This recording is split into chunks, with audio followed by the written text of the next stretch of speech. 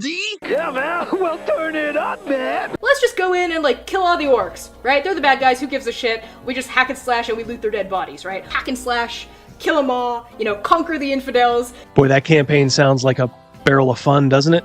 Somebody who's opening a refrigerator and leaning in, right, is the language of a woman. Somebody who's opening their refrigerator and being cut off halfway through that lean is the voice of like a mermaid or a siren. Right? Stardust speaks to you. This is not the face of the hobby anymore. And I think there's been mistakes made in years past where people assumed that D&D players were all, you know, white dudes in a basement. Which has been a faulty assumption for a lot of years and gets more and more false every day. And so it's, in my viewpoint, honestly, guys like me can't leave soon enough. We got to put a little hot sauce on the taco, you know what I mean? We want this dwarf to be the dwarfiest dwarf. Right. We want the elf to be the elfiest elf. And just the dashiest dash of Tabasco. Their voices need to carry across water. I'm a creative. It's a huge drain, right? Because fans can be awful. I'll put the seed in your head when you listen to my videos, and no matter how much you want to disagree with me, when you leave my video, you will encounter what I'm saying. The seed will affect your mind.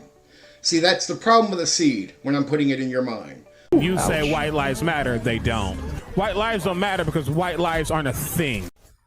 I disagree. I disagree, Gary. Lutherville, Marina Del X, Otisburg.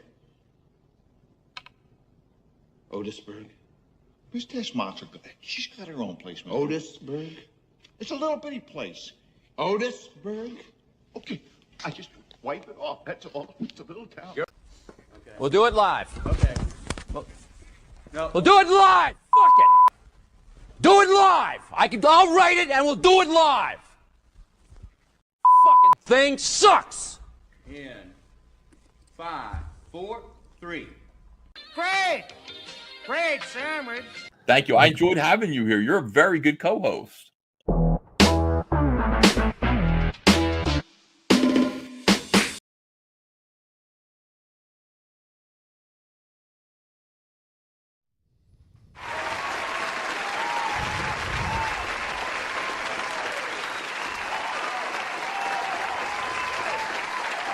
Hello.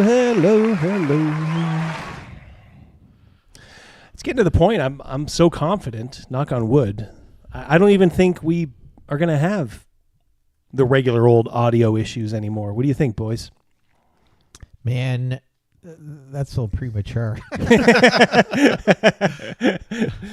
I haven't chewed on anything yet, so we'll see. I almost look forward to him. Yeah, that's right out of the gate. Mouse dropping. Right out of the gate. Damn. Should we... He's been so diligent. Does Mercurius get into the middle circle? He's in the outer circle now. Has he taken his first step towards the middle circle? Is the tribe going to vote? Let's see here. How many layers are there? Yeah, how many? A bit. He's getting close. He's tiptoeing. He put his toe in the water at the ocean. There was a movie called Catch-22, and it was about World War II. Well, it was about a lot of things, but they were bomber pilots, and every time they would get close to the number of missions they would need to be able to rotate out, the commander would always add to it, ooh, just a few more. It sounds like an old football coach that I had when I used to return punts. We would always have to do these leg lift things where you lay on your back and you put your legs up and it works your core, and he'd always be 5 more seconds, and then you get down to the countdown, 5 more seconds again. Come on. And our coach's name was Minna, and I think you knew who I was talking about. Yeah. Minna would always say 5 more seconds. Oh, goodness gracious. Feel the burn. Yeah. Learn to count. Mercurius, thank you so much for starting the stream out right. It's like we just walked in the door and he just threw $2 Australian at us. Here. G'day, mate. Dude, Good day, mate. He called us chaps. Did, yeah, I like that. Thank you so much, buddy. Capital C. We even have a birthright question. My lord. Rock and roll. You look like Wolfman Jack. Go. What's up with the beard? Me? Yeah, Wolfman Jack. Don't let them fool you. See, what I was trying to tell people is I used to wear beards pretty regularly, didn't I? You're Before. come like fall, like like during the real hockey season. Then when playoffs started, you got rid of it. It's like the opposite. Exactly. So I don't know. I just decided to do it. I mean, I'm not trying to hide the fact that I'm old or anything. Hey, Hungar's here. How you doing, Hungar? I'm in the farthest lair that you can be in, so I'm. I wouldn't disagree. I wouldn't say that, Hungar. Yeah. You're closer. You and your brother. Trust me, there's some people that are way out there. Yeah, there's some that are in Siberia. Oh, look at! I was just gonna say, you and your brother are. Look at that! Gifted 5 memberships. Holy shit! Rock and roll. Wow, James. Too kind. What a cool That's dude! awesome. What a cool dude! Jesus. I still. I wish James understood how bad I feel about that one time I left him hanging in the green room. I told James, I told Double D to get a hold of you, and now that we know how to have a guest on, that we would love to have you come on. And we won't forget. Yeah, we'll do a pre-designated show, just us 4. Just hanging out. Yeah, we'll do it soon. Tora's got white in his beard. Oh, really? Yeah. Nice. He just clicked. Let me click on that one. Boom. Yeah. Yeah, for a while I'd throw a little dash of color in it just to be like, why not? But not anymore. I'm old. This is wisdom. This is wisdom. It's going to get a lot thicker, too. That's +1. That's right. That's a +1 to your wisdom right there. Larry and Jaco here. Well, boys, let's get into something right away. First of all, let me go to the proper screen, shall I? Proper. This is my EFAP screen.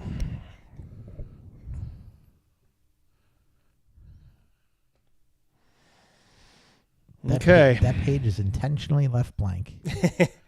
Well, you'd think so. All right, so this is courtesy of Crafty Matt.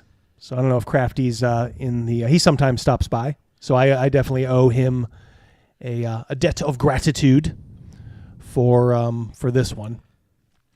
This is from a D&D boxed edition, we're talking like 75 boxed edition, 74, 75, the original D&D. Like Greyhawk? Yeah, this is called a retro clone of it, which of course you're allowed to do, because you can't, copyright, mechanics. So as long as you, don't copy it word for word and put a little different thing in there, you can certainly do that.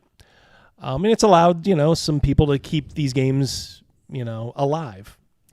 But it's also allowed other people to despoil them, such as this person. So this is at the very end of their version of the original D&D box sets. So I have to take my glasses off. So I'm going to turn the camera off here for a sec. Let me read this. Fantastic Medieval Campaigns, this is on the last page, I think, of the book, is a recreation of what is at best a deeply reactionary work of art, if not a fascist one altogether. She's talking about the game written by Gary Gygax and Dave Arneson. We recognize now that the authors, as well as some who were in their circle, thought quite badly of women. I think it might have been a woman who did this too. Boy, she's not making the case for women after this. Indigenous people and others. That's a lie. I think they were students of history. However, we should let the text speak for itself because it speaks loudly. The book is a guide for fantastic wargame campaigns where players take on the roles of sword and sorcery adventurers seeking greatness. They will begin in the underworld simply slaying monsters and retrieving treasure, blah, blah, blah. All right, so blah, blah, blah, blah, blah. The setting in general is one where might makes right, you're damn right, where the violent extraction of resources is central to the protagonist's activity, and where participation in these things is rewarded with not only political power, but the sort of physiological and supernatural power which colonizers and fascists imagine themselves to have. Wow. It's minor to the desires and fantasies of its of its authors. Learned men. They were learned men, unlike this imbecile retard. A bunch of white, straight, cissexual men in the Midwest. Says it with derision. What gall? What utter gall to deride Gary and Dave like that when you're using their work, right? To get I don't know if they're selling it or asking for donations. How long ago was that? Well, it's recent. Yeah, this is you can download this now. Don't walk into a bakery and buy some cupcakes and scream cupcakes are bad for you. Yeah. That's what they're doing. Fascist cupcakes, Rogan. That's horrible. Yeah, what it tastes like crap. What a rotten person. And then the she did it with I think it's a she, so that's how I'll refer to it. She did it like at the end of the book, when sometimes they'll say this page intentionally left blank, and she did like the light print so you could kind of read it, go through, and she was gloating about it on Twitter, I think. Oh, it's exactly what I wanted. It's a conversation starter. So this point taken, it is, but it just means that we think you're a fucking retard. This is okay. It's active, passive, aggressive. Does that make sense? Yeah, I'm following that logic. Yeah. Yes. For sure. Active, passive, aggressive. Yeah. Yeah. Panther ticks off the buzzwords. Panther. We before the show. You're a trivia question. Yeah, we were saying, what does the S stand for again? Is it Sexy Panther? Or and we also want to know, where are you in the world? Yeah, is it? We have 2 guesses. Yeah, it's definitely the southern hemisphere. So yeah, that what a terrible attack on both Gary and Dave. And I see people who are just like, well, who cares? I just want to play, my elf game, blah blah blah. But like, guys, they're doing it. They did it with Wizards of the Coast, and if you can't see the tendrils of this right now, they're starting to do this into these OSR games. This is going to be called an OSR game. And we always talk about, well, we should have gatekeeped harder. So I would say... Jeff Hatch wants to know, where was it published? 1 second here, Jeff. Good to see you again, Jeff. Yeah, it's been a while, Hope Jeff. all is well, buddy. Welcome back. Yeah. Panther, while you're looking, I'll fill in the blanks. Panther is his first initial, but he says Steel or Sexy will work. And he's in Australia. Good day, mate. Yeah, that was my guess. Yep, I was wrong. I said South Africa. South Africa. Let's see here. I think I might want to do a display capture here. Whoa, funky. Well, that's the behind the scenes stuff.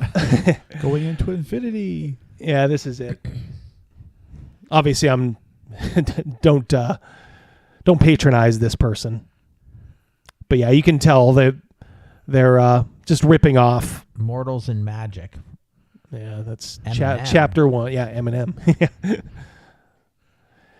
A new version of the original 74 rule. Hey guys, it's just a new version of the original 74 rule set. So her logic is, I'm going to rewrite Mein Kampf, but I'm going to put an addendum in it because it was bad. Yeah, in her mind, yeah, that's what she would be doing. Yeah. Yeah, if this is so awful, why are you even fooling around with it? Hypocrite. Yeah, you can see there's nothing. We used to have a saying at the comic book store way back in the day, a fool with money ain't hardly a fool at all. That's not necessarily true. Mm-hmm. Yep.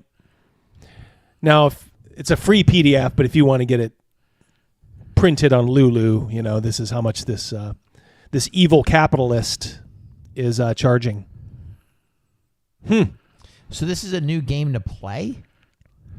Ostensibly. you seem unimpressed. Crazy. Remember that that Olympic girl? When I'm drawing a blank on her name, but she was one of the Olympic gymnasts from America. And some other girl did a vault, and she was off on the side with her lip curled and just went, Yes. Yeah, I remember that. I think that made for a handful of good memes. It certainly did. Yep. Boy, Charlotte's getting the royal treatment here. Hey, everybody. Hi, Charlotte. You've had that up there for a little while. Who else we got here? We got Tora, RPG Grandpa. How you doing, buddy? Surly's here. I think I saw Meat earlier. Yep, you did. Yep. All the usual suspects are here. I think I saw Pundit here. How you doing, Kaz? Eric C's in the house. Speaking of Pundit, there is one thing I wanted to... 60 million viewers are here. Well, that's all right. Angel Shadow. He's a chevalier. Death Angel Shadow is a chevalier. Boom. Thank you so much, buddy. You see what I see? Yep, I do. Well, it's like getting a double. This is a new member, so let us. Yep. Let us thank him. I think we have to thank James actually, but thank you, Death Angel Shadow. Hope you enjoy it. Hope your stay here is fun, guys. All the money that I get for this goes right back into the channel. I think in the past weeks ago, went right in a garbage can when that freaking Mike shitted out on us. Yeah, it was a mercy killing. Yeah. But we also have from Porch. How you doing, Porch? A $10 super chat. That's awesome. Thank you so much. Thanks, buddy. Yep. Buying our love 10 bucks at a time. Yeah. It's working. You've taken a stride into the inner circle. That's like a whole bunch of Arby's sandwiches back in the day. Yeah. They used to do 5 for $5. I missed that. I took in some expired coupons to Arby's. Dude, he's like, how old are these? I'm like, I don't know. Yeah, we don't even have them for that price anymore. That's not even going to be accurate. Yeah, Pundit's like, don't get distracted. You were going to talk about me. I will get to you. I will get to you. Yeah. We're all hungry. First, I have to read this. This gentleman gave me the fruits of his blood, his sweat, maybe even his tears. Therefore, I must. He's not eating Arby's tonight. That's for sure. That's right. Yeah, he's sacrificing his Arby's so we can go get. They're not. It's not like 5 for $5 anymore. It's like 5. Oh my gosh! No, yeah, those days are long. That's what I tried to do. 1.5 for $5. Yeah. Joe Biden saw to that. All right, $10 super chat from Porch about gatekeeping the OSR. Short of just not buying a product, how could we possibly gatekeep a movement as decentralized as the OSR without just reporting to the sneaky, underhanded tactics they use? Well, that's a fair point. Right. I guess what I would do, what you can always do, if you are online, call it out and laugh at it. If somebody is in good faith trying, like, hey, I found this great, game, fantastic medieval campaign, I think you're within your rights to say, enjoy it if you will, but by the way, here's what the author of this game thinks about, St. Gary and St. Dave. So yeah, I mean, gatekeeping is kind of a state of mind. Whose phone is that? I just got bad news from something. Oh, did you? Do you need to jet? No, it's about Stern. Oh, I think I know what you mean. Okay. Yep. Well, not unexpected. So thank you, Porch. Yeah, it's a fair point. How do you gatekeep? I've always been of the mind, you make things uncool by just laughing at it and pointing and saying, you're stupid. You're a retard. Some people don't like that. I understand. All right, let's satisfy Pundit here. And it was just a mention because he did a video on this, and after this, go ahead and watch his video because he's a little bit more thoughtful. But in case any of you didn't Here, a D&D is no longer being distributed through Penguin Random House. And this is by Linda Codega, who's, Linda is Linda. Penguin Random House will no longer be distributing Wizards of the Coast D&D. The announcement was made via email, okay? With no explanation whatsoever. The email reads, effective December 31st, at the end of the year, Penguin Random House will cease distributing titles for WotC. It also includes WotC. So there will now be. So this does not mean that you're not going to see D&D books in game stores. You will, but they are just making it harder for, like, I think, local game shops. And I think Pundit may have touched on this, and I think it's actually in the article here. I'll give Linda Codega this. When Linda just sticks to, like, the facts, she doesn't do a bad job, I guess. Now on Twitter, that's another thing. They are a very odious person. But yeah, they just reporting the facts here. It also includes a couple of support lines and a link to the distributor portal. So handling the distribution is Alliance, Diamond, GTS, Magazine Exchange, PhD, and Southern Hobby. You comics fans are going to recognize a couple of those. I think Diamond and Alliance, right? Oh, yeah. I think those are, I know Diamond for sure is a comics distributor. Now, what is the big deal, you may ask? Who's that lady? What is that? Never mind. It's just an who is that lady? Who is that? Wizard of the Coast maintains a quarterly publishing schedule, often publishing anywhere between 2 to 6 different books every 3 to 4 months. They're all garbage mostly these days. Penguin Random House is a massive publishing and distribution company. It's unclear how changing the structure will benefit the bookseller and game stores who stock its products. Well, it won't, and I think they even say here that, look, Penguin Random House will give these stores a pretty good deal because they are books only. When you start dealing with the Diamonds and the Alliance, and the other ones, in fact, yeah, here's the quote here. Penguin is very easy to deal with as a bookseller, particularly when it comes to things like replacing damaged product or returning outdated items. Less so with games distributors who have higher minimums and less favorable margins. That is true. But I bet their margins are okay, as far as Wizards of the Coast goes, these new ones, because they must. 1 second here. With all these new games that are popping up, would they be able to, like, get a table at Gen Con? You know how when you walk around you can see those games being, like, played and stuff? Maybe. Are they that big? Or? No, but I mean, you can probably find anything there. I mean, they wouldn't be like a focus.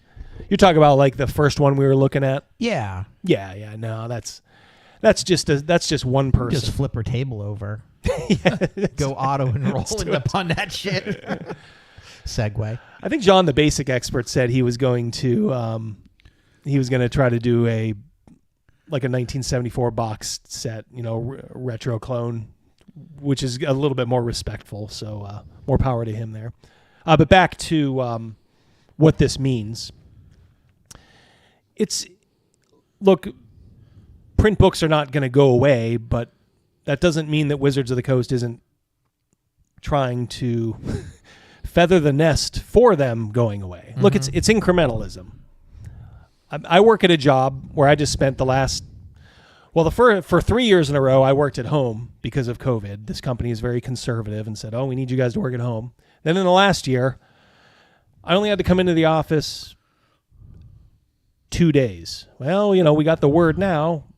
We're going in pretty much full time, but they're giving us an allowance of 52, work at home days. So essentially it's like a 4-day week now. But you can kind of tell, when the writing is on the wall. We went from working full time to coming into the office, a minimum of 2 days. Now it's 4 days, and I guarantee you in a year or two, it's going to be 5 days, no work at home at all, and that's it. It's just how companies work. they don't do it all at once. It's like the frog in the water. Mm. So this is Wizards of the Coast, trying to get everybody to buy their stuff virtually. It costs them less money, so they have every incentive to do that. Yep. Jeff Hatch again. How you doing, Jeff? A thought. Hope I'm not late on this, but does Wizards of the Coast remind anyone of Disney? Yeah, on sort of on a smaller scale. Yeah, I mean they are committed. I think, Jeff, to going down a road that they know doesn't work, but is politically expedient. And some people will say, "Oh, they're getting that sweet BlackRock ESG money." I don't think that's the case. From what you just said, Double D, how you started that paragraph, you could fill in the word Disney for what you just said. They're going down a path that they know doesn't work. These live movies aren't working. Yep. Oh, for sure, yeah. But they're gonna keep doing them. Yeah, but I mean, just because they want to be on the quote unquote right side of history, it doesn't matter that they're losing fans. I mean, they'll just charge more to the fans that come to their parks. I know Bob Iger recently was in the news not too long ago saying he recognized it was a big mistake for what they did at the parks by raising the prices the way they did. Yeah, I mean it's. Look, it's a luxury, isn't it? I mean, yeah. So if instead of a trip to Disney, it's just a trip over to the regional park, and you just stay overnight or something. I mean, Disney is a freaking. It is a lot of money. It was a lot of money the last time I went. We went, and last time we were there was 2018. As a family, we went in 2016 for Christmas, and we went in 2018 for Easter, and it was a pretty penny. So our kids are older now, so it's not an issue. Thank you, Jeff. Anymore. By the way, I noticed the people obsessed with being on the right side of history have the worst grasp of actual history, and many times are on the complete wrong side of history. They just can't see it. True story. I mean, I don't know this. You have the whole Israeli-Palestinian thing, and everybody's got their hot takes on that. I'm gonna try to like avoid that minefield. It seems like no matter what you say, you're gonna piss somebody off there. You just hope that it ends sometime soon, just like the Ukraine-Russia thing. Nobody wants to see bloodshed, but you do. Oh, Pundit says, I believe very strongly that Penguin dropped WotC. Huh. Yeah, it was my impression. You think so? So they have to cobble together these 6. Interesting.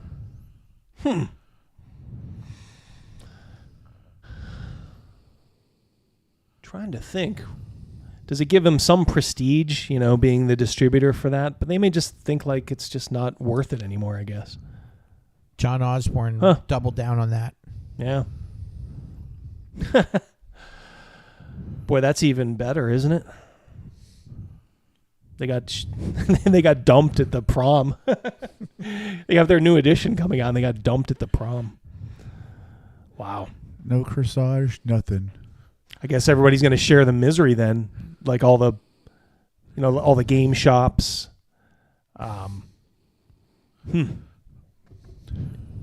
Wow. And that's back at the comic book store. There was 2 major distributors. There was Diamond. Oh heck, I can't remember the other one. And there was a few smaller ones in there, and oh man, it all depended. Certain comic companies wanted to go through a certain. I'm trying to click it. There we go. Here you go. But maybe my mind was just elsewhere. Yeah, watch Pundit's video after this. Like I said, I'll tell you where your mind was. That's probably the day you got your 5-day-a-week notice. Exactly. Yeah. Oh man, I got to go back in the office. Rat. It's going to be a significant slowdown in content for the channel now. You are looking live at Double D at work. He'll be doing live streams, making copies. Double D action cam. Hi guys, it's my boss behind me. I'll make an appearance as someone just order yay, Double D. That's how you can do it. Just order a DoorDash. Yeah. There you go. Damn. Yeah. So hey, if that's confirmed, it sounds like it's more or less confirmed. Yeah. Damn. Yeah, and I do know that Pundit said that Penguin is not, like, they're pretty woke themselves. So it's probably nothing to do with any of that. It's probably just business, I guess. So yeah, maybe MCOC with Dr. Urias Papers 20. Boy, that is a mouthful. Yeah, that is an Expo shirt. That's old school. Got that up in Montreal when I was visiting. Garibay shows up. Wait, Garibay shows up? DoorDashing. He brought the hot sauce. If he orders the DoorDash, although he'll circle your freaking cubicle about 12 times. He'll eat all your nuggets while you're waiting. I was looking to see some of his videos. We'll have to just touch base with Scott in a loving manner. You know, there's no, honestly. I've been exposed to. It's weird because we started with Garibay, and I'm like, who is this guy? You know, and we kind of had our fun with him, as I think a lot of people do. But then I started getting exposed to like some really bad people, like Condor DM. You know, the seed in the head guy.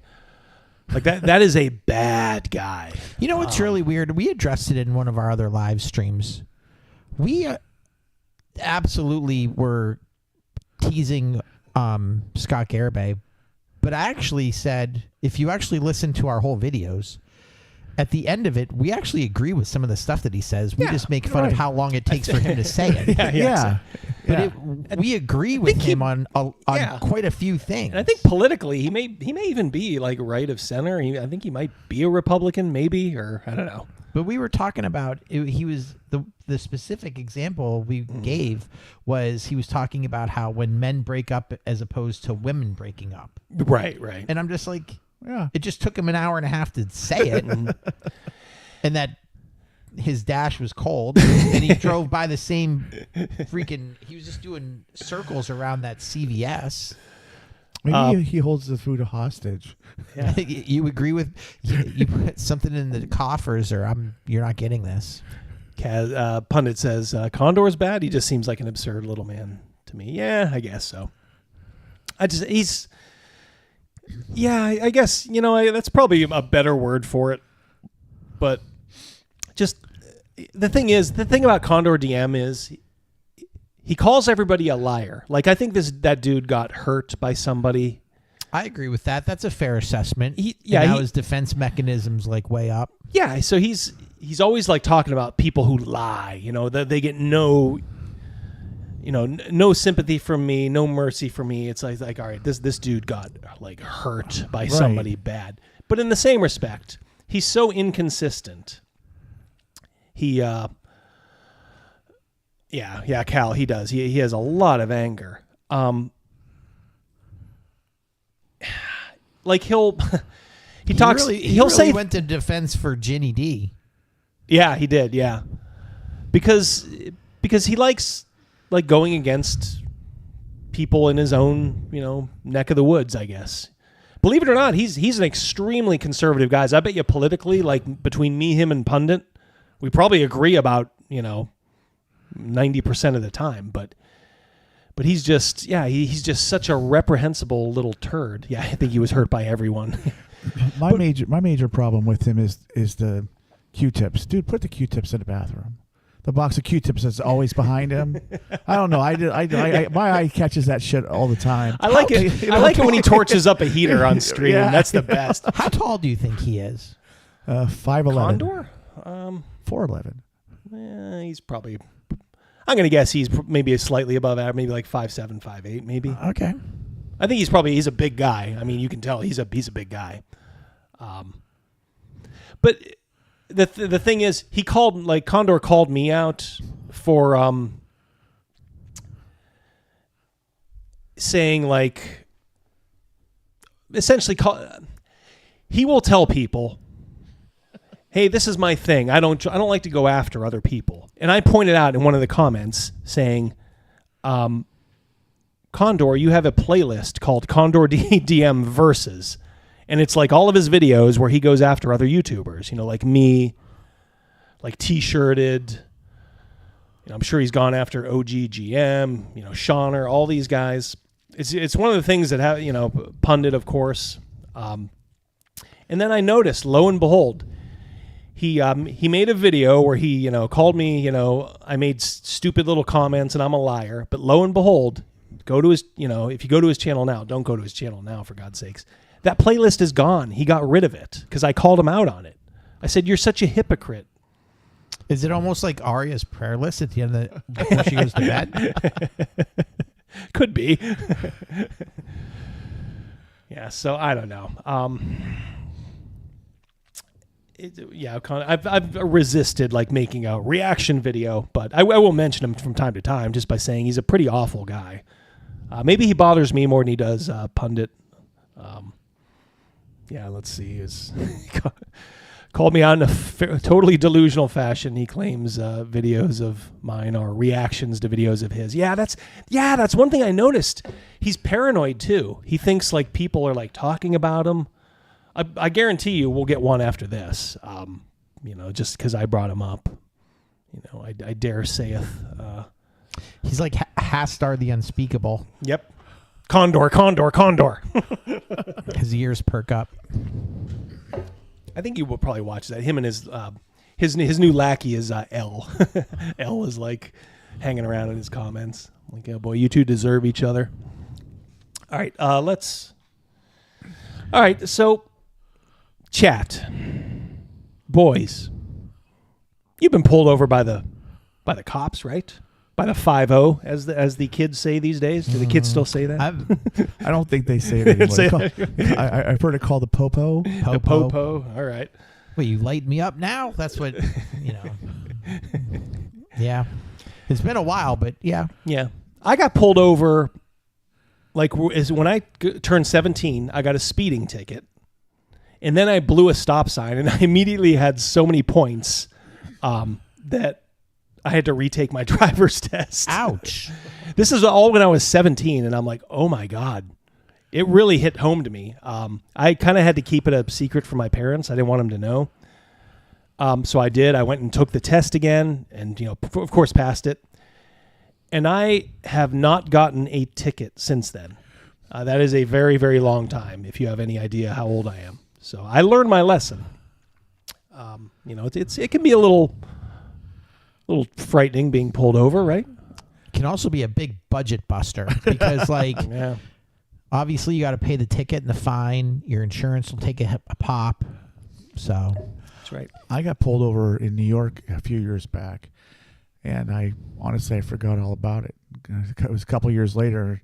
I'm getting letters from New York and Pennsylvania saying, "Dude, you need to hand in your driver's license." Holy shit. How do I cut it in half and send it to New York and Pennsylvania? What do I do? Send one half to each. Yeah, and I had to drive. It's like those heart necklaces that girls used to wear.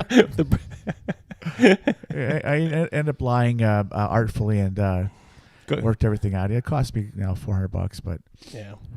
Oh, I had the perfect scam. We were going down to South Carolina this year on vacation, and through Charlotte. If anybody's driven through Charlotte, traffic can be a bit of a nightmare. But not our Charlotte. Charlotte, not our Charlotte. No, we don't drive through that Charlotte. Charlotte, North Carolina. North Carolina. But they have like express lanes. Mm-hmm. But nowadays, what happens is it'll just take a picture of your driver's license and it'll mail you a bill. So I was on there kind of half not thinking, half thinking. So I'm going through, and my wife is like, geez, how much is this going to cost? And at that point, I'm like, it was the end of the day, end of day one of driving. And I'm like, you know what? Whatever it is, it's worth it. But I had forgotten. I had just gotten that car that we were taking down through Carvana. And it had temporary plates on it. So I think what happened is it took all these pictures of the temporary plate, but by the time it got processed, my real plates came. So I think it got lost in the system. Dun dun dun. They fixed the glitch. Yeah. Mrs. Rogan went back and forth through Buffalo last year a whole bunch of times, and you go over that big bridge and there's a toll. And they send you a letter, and Mrs. Rogan puts the mail away and forgets about it on occasion. I opened it up one time. This is 2 years back, and that one missed payment of $1 cost her $200. Oh God! And but there were like 4 more coming. Oh boy! Yeah, listen to Cal. What a dude. Can't remember when I last got a ticket. I didn't the last time I was pulled over driving sober in a fast car with my drunken girlfriend at the time. Jesus, damn! This guy's living the life. Picture him in like Fast and the Furious. He's got one of those, like a Michelle Rodriguez chick hanging on his shoulder. I had this older guy I worked with. He was kind of a boss, a mentor of mine, but he used to joke around. If you ever get pulled over by a cop, when he comes up to the window, look him dead in the eye and say, "Flower power sucks." I'm like, why? Because cops hate hippies. Yeah. And that was a quote from Frank Zappa, but I was just mystified by that. Like, really? I could see that. He laughs his ass off. Nowadays, you would just say BLM sucks. Yeah. Tell you what, even if it was a black cop, he'd probably be like, "Damn right." Well, I mean, getting pulled over is really hard. Can we agree? Yeah. Mm-hmm. Stressful. Imagine how hard it is if you're non-binary. What's going on? Nothing. Why are you driving in the wrong way of traffic? No, I just got changed around. I just moved here like 2 months ago. Okay. I just got changed around. Oh. What happened to your car? It's with my dad, No, you said it got messed up? Yeah, it has a bad oil change and stuff. So. Okay. Is it insured? Yes. Okay. Can I just have you step out? We'll go look it up on my computer and I'll get you out of here. Okay. Well, can I just look for the insurance real quick? Because that's what you asked for first. Sure. All right, so first thing we notice, she's not obeying what the cop's telling her to do. I mean, that's the first thing they tell you is just do what they say, get it over with. Either they're going to give you a ticket or they're going to let you go. But just do what they say. So I'm going to do the opposite of everything. She's already being confrontational. Sorry, I just have really bad social anxiety and stuff. I get you. So, just a heads up, I don't want to be out here any longer than you do. We walk back to my car, I look it up on my computer, and I get you out of here. The thing is, I don't want to step out whenever you're asking for stuff. Okay, well, we're past that. Just go ahead and step out. I'll walk you back to my patrol car, and then I'll talk to you back there. Sorry, just as an Indigenous person. Oh, she's an Indigenous person. She has social anxiety, and she's an Indigenous person. So what are the chances are she has an Indian headdress on? You guys want to take bets? I bet not. Indian squaw? Maybe? Oh my goodness gracious. She's also a tourist and loves tomatoes. No. Right back here, please. Just an overweight, blue-haired land whale. Land whale. Miss Perry? Well, I'm non-binary, so. Okay. All right, so she has social anxiety. She's Indigenous. And the coup de grace is she's non-binary. Yeah, way to go to pick a fight with a cop. Travis, there she blows.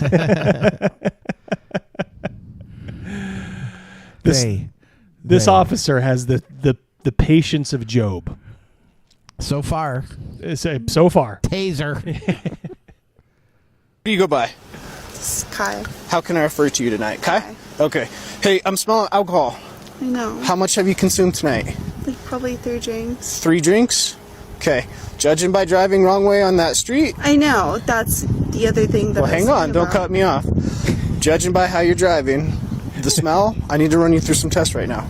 Okay? That's why I have you out of the car.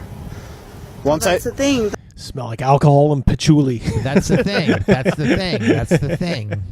She identifies as sober, says Surly. Smells like alcohol, patchouli, and lies.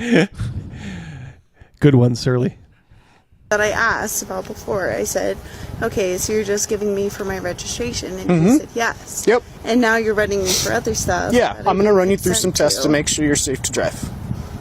Okay? Okay. So she can't argue with that. This officer put it perfectly. I just want to make sure you're safe to drive. Yeah. When you put that 4-letter word in there, safe, it's almost like it takes their teeth out. Oh, okay. You're going to make things safe for me. All right. I'm going to turn off these blinking lights. That way they're not affecting your eyes as I go through your test tonight. Well, this guy is really being nice. Is this when she runs? I identify as Usain Bolt. Well, you can't say bad boys when you say bad day, bad day. If he's any nicer, he's going to start massaging her calves. You said you had 3 drinks? Ankles, yeah. What kind of drinks would those be? Rum and a cider.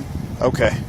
Are we talking like a mixed drink? Are we talking a shot? What are we talking about? Well, rum is going to be a mixed drink. Cider is just cider. Okay.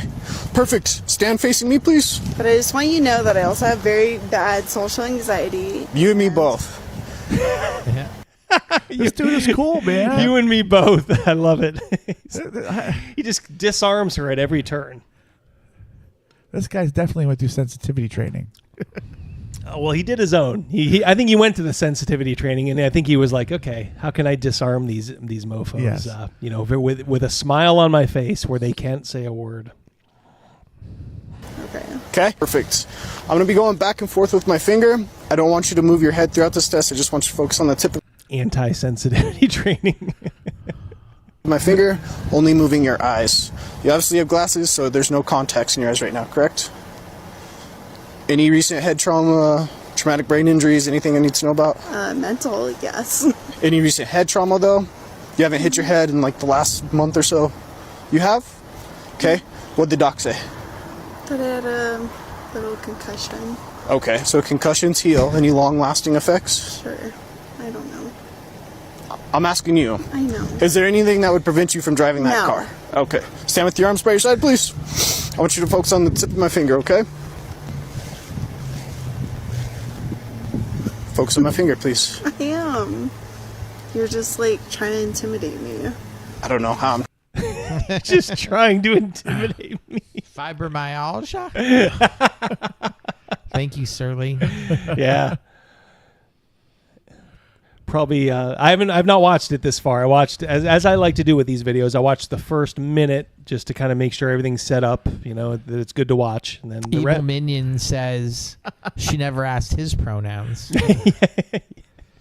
Yep. I like it. Hey, I'm Pi. First time making a live stream. Good to see you. Thank you so much for dropping by. Absolutely. Yep. Yeah, Magnificent Devil. How long until she claims to be autistic? Yeah, fibromyalgia, Ehlers, Danlos, EDS. She'll probably pull that one out of her bag too. Let's see how it goes. Commander's quote there. a little concussion. They come in sizes now. Larynjaco, yeah, he does have a breathalyzer. I think they have the discretion just so they don't like line them up and just run them through the breathalyzer. They do have the discretion if they're like borderline, which I guess is nice for some of them to do.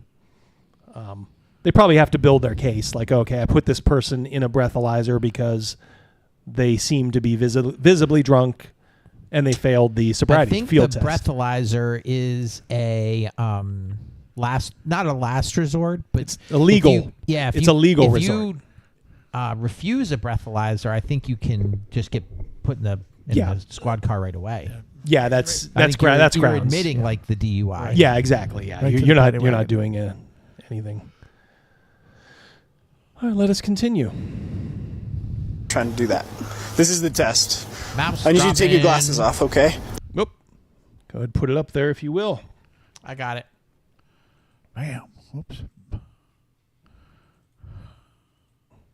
Man, Mouse has an itchy trigger finger tonight. Well, the other one, you had to double click. This one, you just single click. Yeah. Thank you, Mouse. Ooh, it's James. How you doing? If that was FHP, she would have been tased by now. Oh, yeah. Thank you so much, James. Death Angel says she's 14. I'll bet she's 14 anyway. No. She's What, I'm gonna guess she's way older than we think. Has he even looked at her ID yet? Yeah, that's true. As I said, I didn't peek, so I don't know. Laranjago says in Brazil they cut right to the breathalyzer. Well, you guys have death squads too, don't you? Line them up. That's a classic story from RPGNet back in the day. This guy played D&D with a bunch of Brazilian death squad people. That was a good story. Oh, God, yeah, it was. You could tell he was probably telling the truth at least a little bit because he didn't embellish it like too much. You know, he was just saying how just terrifying these guys were. But they just wanted to have fun. You know, they were just a little rowdy. All right, so let's check in with our socially anxious, indigenous, non-binary friend. With seizures. No, concussion. Concussion. That's right. Okay, yeah, concussed. She's concussed too. The light concussion. Oh, concussion. Focus on my finger. Focus on my finger, please. I am, but you're moving. This is how the test goes. I know, but you're exaggerating it more than it needs to be right now. This is just the test, okay? I know. When you stop and look at me, I have to redo a certain portion of the test. Okay. So just focus on my finger. Well, as you know, as an indigenous person, and there's a bunch of shit going around, I'm sorry, but it's just for me to be on my toes. A bunch of shit going around. What? Wow, this person has no clue what life is about. Does indigenous means what she thinks it means? I don't know. What does she see when she looks in the mirror? Failure. She is a fat white woman.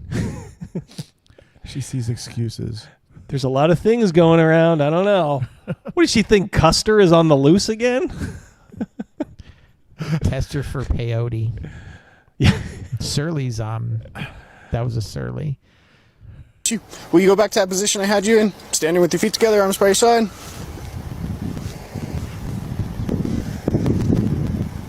Can you remember that I told you that I'm non-binary? Yeah, I'll try my hardest. Okay, it's not something that I deal with every day, so I'll have the mistake of the habit, right? Thanks. So I'll refer to you as Kai, right? Yes. Perfect. I want you to imagine about a 4-inch wide line. Okay, that 4-inch wide line is just going to go from your right foot completely straight to the back of your car. Mm-hmm. Can you picture that 4-inch wide line? That white line is white, therefore it is racist. Why does it have to be white? Why does it have to be white? Can it be a black line? There's a white line literally right there. Hey, Mr. Officer, can I just walk on that white line? Yeah, in this case, I might have just had like her do that. Just follow the parking line, please. Can you picture it? Just a straight 4-inch wide line. Yes. Perfect. Hang on. Do you want me, I'm going to go over some instructions before you do anything, okay? I need to know if you have any injuries or anything that would prevent you from doing a standard walk or a turn tonight. mental health? My fibromyalgia's kicking up. I had a cold a little while ago. Hello. My dog got stung by a bee. It is like a little kid, isn't it? Yeah. It's like a little kid. And then the dog ate the homework, and then I don't have my insurance. Superman came, and he said I didn't have to do it, and my boyfriend cheated on me, but it was a dream. This officer rolled a natural 1 on his random encounter. Says Rock 2112. Yes. Magnificent Devil, I'm sorry, I'm having trouble walking this line because of my indigenous non-binary concussion. Mental health. Hello. Injuries? Mentally, yeah. Nothing that would prevent you from just walking and turning. I saw you exit the vehicle, you walked over here just fine, no complaints of injuries. I know. I'm just saying. Okay. Mental PTSD, depression, anxiety. I get you. What else you want? Well, unfortunately, I'm just asking about I know. physical. I know. Okay? I know you are. So, I want you to go ahead and put your left foot on that 4-inch wide line, just like I'm doing. Now, with your right foot, place it in front of your left in a heel-to-toe touching manner, with your arms by your side, just like this, ma'am. Can you not call me ma'am, please? I'm trying my hardest. Okay, well, Okay.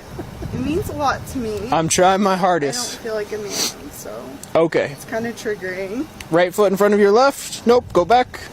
I'm going to place you in a position. Right foot in front of your left, heel-to-toe touching, just like I'm doing. Arms by your side. This is the starting position for the test. That's what I'm doing. You were in it.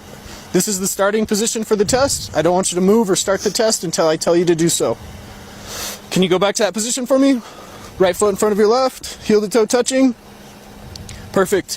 When I instruct you to do so, you're going to do 9 heel-to-toe steps. It'll look like this. 1, 2, 3. But on your 9th step, you'll plant your lead foot. With the foot behind it, you'll do a series of small turns, keeping this lead foot planted. You'll continue down the line. 9 heel-to-toe steps. 1.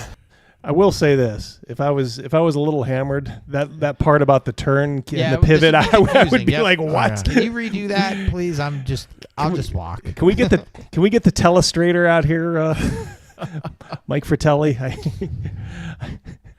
Please walk hoof to hoof. Says Rock Hoof to 2112. Taurus says he would fail this sober. I wonder. Yeah, I've often wondered that if I would be able to pull this off. Cal says she's sobering up as time goes by. Being out in the Yeah, cold, exactly. cold weather's waking her right up. Explain it to me 2 more times, and I'm good. 2, 3. When I instruct you to start, you'll focus on each step, counting each step out loud. You'll keep your arms by your side, and you won't stop the test at any point until you're completely finished. Do you understand what I want you to do? Do you have any questions? No, I'm just really anxious. Okay, you have 0 questions? These are the people we're putting out into the world. Yep. She needs, you know what she does at work? She needs a raise. Yeah. Yep. Yeah. Yep. She's the reason why fucking tinfoil costs so much and all that shit. That's why our electric bills go up so high. You hear this this freaking bird brain needs more money. You do hear the soft version of this. Look, anytime somebody starts like an answer with, well, speaking as a, black person, speaking as a white person, speaking as a person of color, speaking as a woman, boy, just know you're in for it after that. And it's just become kind of accepted that that's common parlance. It's not that we're Americans anymore necessarily, or whatever country you're in. I mean, look, this contagion is pretty much just in Canada and the U.S., but whenever they start with this is what I mean. You just gotta laugh at these people. I don't know. All right. Let's see if she can swim her way on the straight line. No, but I just want to tell you that I suffer from really bad anxiety, especially with generational trauma and PTSD around white people and cops. I suffer from generational trauma and PTSD around white people and cops. She's pulling every card out the deck, isn't she? Yeah. If you don't laugh at these people, if you don't call them fucking retards, if you don't pile on, this stuff just permeates our society. If you know somebody like this in your real life, smack them. Death Angel wants to know, what is generational trauma? Well, she's indigenous. I'm going to guess it has something to do with Thanksgiving? Yeah. Yeah. Turkeys upset me. I can't see a bowl of stuffing without fucking losing it. She sees Andrew Jackson and Sacagawea. General Custer in her dreams, I guess. Her nightmares. I'm afraid of boomers. As a non-binary, her ghost wiener is preventing him from properly balancing for the test. Yep. generational trauma and PTSD around white people and cops. She is a white person. She's a fat white woman. John Osborne wants to know who just won the bingo because of that hard box to get on your victim bingo card. Yeah, for sure. That's, man. She's checking all the boxes. Yeah, you had anxiety, indigenous, non-binary. He said she hasn't PTSD. played the body positivity card yet. It's coming. Yeah. Phantom Wiener Syndrome. Ironcaster. How you doing, Ironcaster? What she needs to do now is point someplace and say, that motherfucker's not real.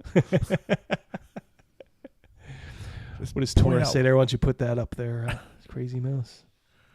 Tora, how often are you getting pulled over by the cops? Shit like this is why I always question me when I tell them I am disabled. Yeah, it drives me nuts, but I get it. Yep.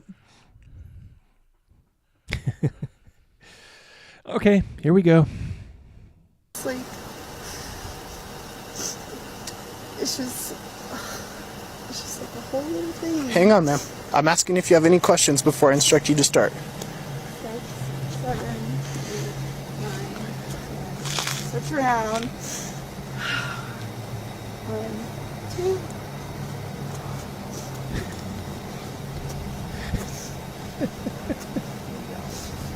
Just saunters away.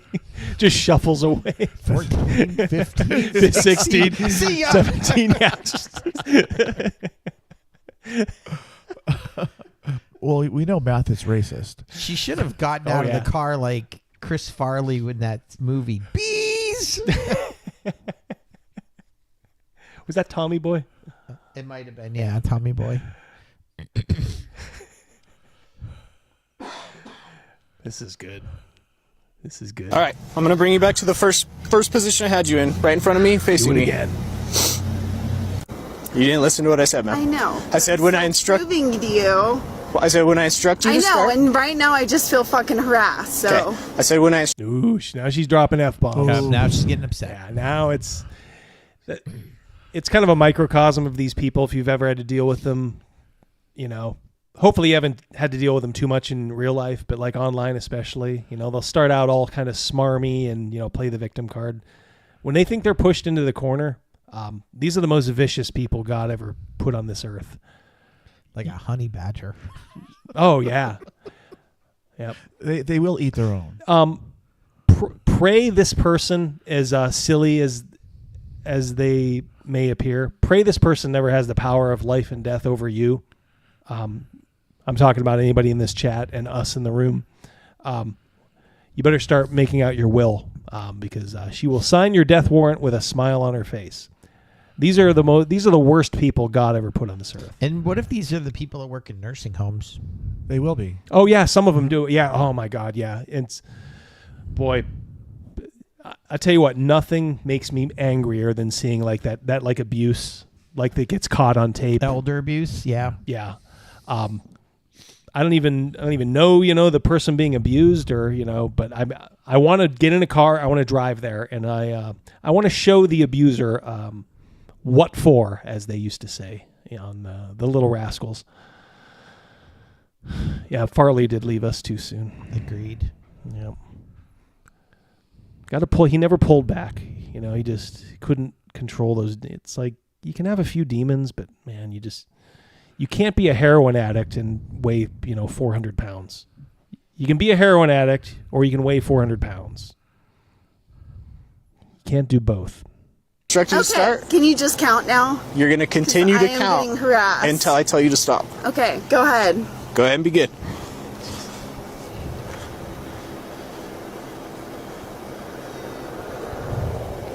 You know what she looks like? A weeble wobble. So weeble. All blurred out right there. She looks like a weeble wobble. Chad, if you know what I'm talking about, you know. Put a 1 in the chat if you know what a weeble is.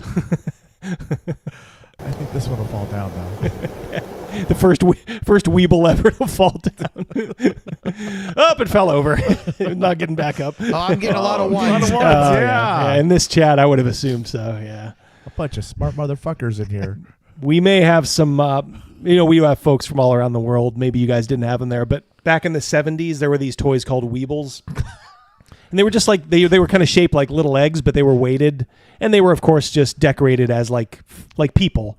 Yeah, they were characters. We had Disney ones, a Mickey, a Donald, someone else, maybe Pluto or whatever. Yeah. But the thing was, it's Weebles wobble, but they don't fall down, because you could just, because they were weighted, you could just kind of, and they would just kind of go, blah, blah, blah, but then, they would never fall down. There you go. Good pull, Crazy Mouse. They were great for throwing and putting in a slingshot. Oh my gosh. Oh, we tried to kill people. Oh man, that would hurt. That would hurt. These things probably weighed, I don't want to say a quarter of a pound. Coming at you at high velocity. Yeah, they had a little bit of weight to them, yeah. Yeah. David could have slain Goliath with one of these, for sure. Actually, Double D, it's funny you say that. In Revelations, he did. He used and David Weeble. put the Weeble in a sling and fired it. In the remix version. Wrist rocket Weeble.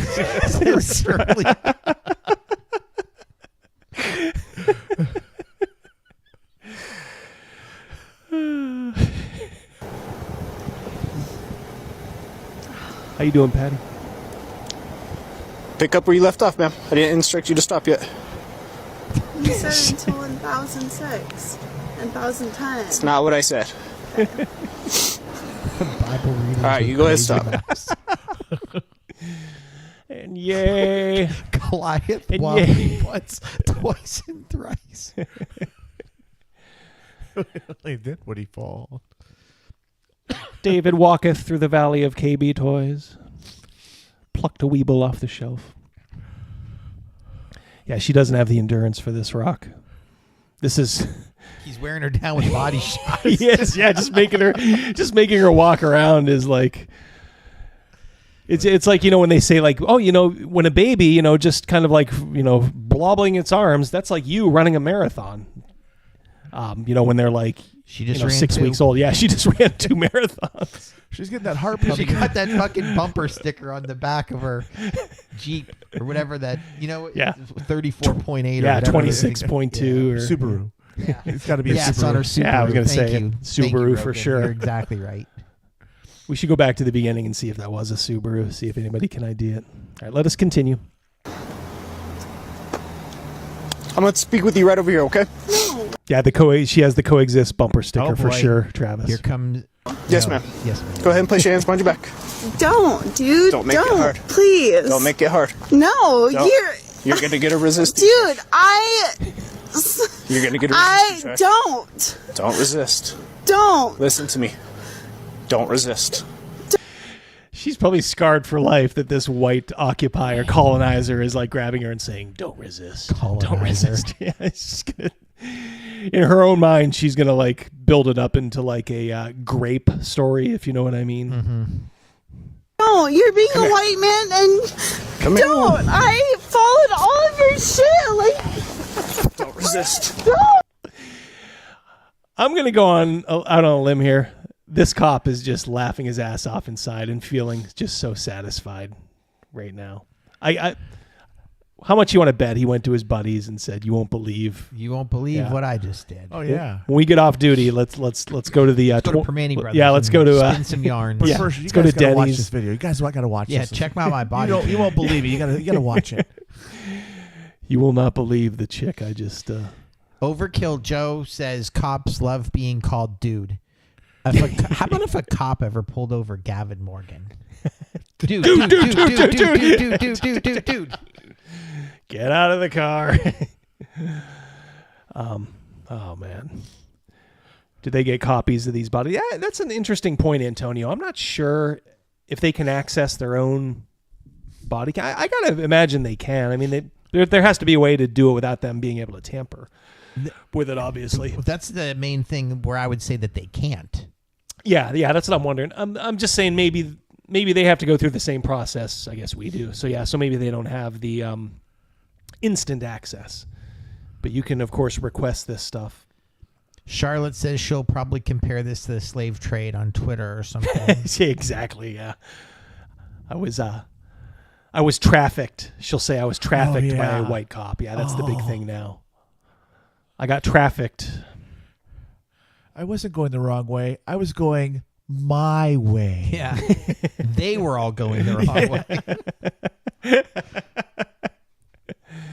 I'm sorry, ma'am. I don't identify as dude, says Commander. Yeah. Those one-way signs are so racist. Dude. All right, let's see the denouement here. Wait, is Pi leaving? He said, "Have fun, kiddos." Where are you going? Yeah, you can't leave. Quick, close the gate. Everybody, yeah. Socially pressure him. Maybe he has social anxiety. We'll just berate him to stay. No. I'm If Pi. you are leaving, Pi, thank Yeah. you for joining us Yes. and have a good night. Thanks for dropping in, If you're Pi. sticking with us, Yep. hats off to you. Yeah. Come back soon, Yeah, please. and thank you for being a channel member. Thank all of you for being channel members. I know I've seen a couple of you guys here. Like I said, Oh, he's going to the movies. What are you going to see? yeah, there you go. Cool. What are you going to see before you head off? Yeah, come on. Let us know. Don't lie. We'll know if you're lying. Don't you lie to me, boy. Don't you lie to me. I'll tell you, he's all excited to go see Pocahontas now. That's probably what he's going to see. So does Snow White come out yet? That's in March. Ooh, there's Krugus. Smokey and the Krugus. Bandit. Oh, yeah. Equalizer 3. Okay. That's Yeah, it's Denzel, right? Denzel. Denzel. Yep. All right. First two were enjoyable. Go in peace. Yep. Have a good one, Pi. Go in peace with Denzel. All right, let's... As Denzel would say, my man. My man, yes.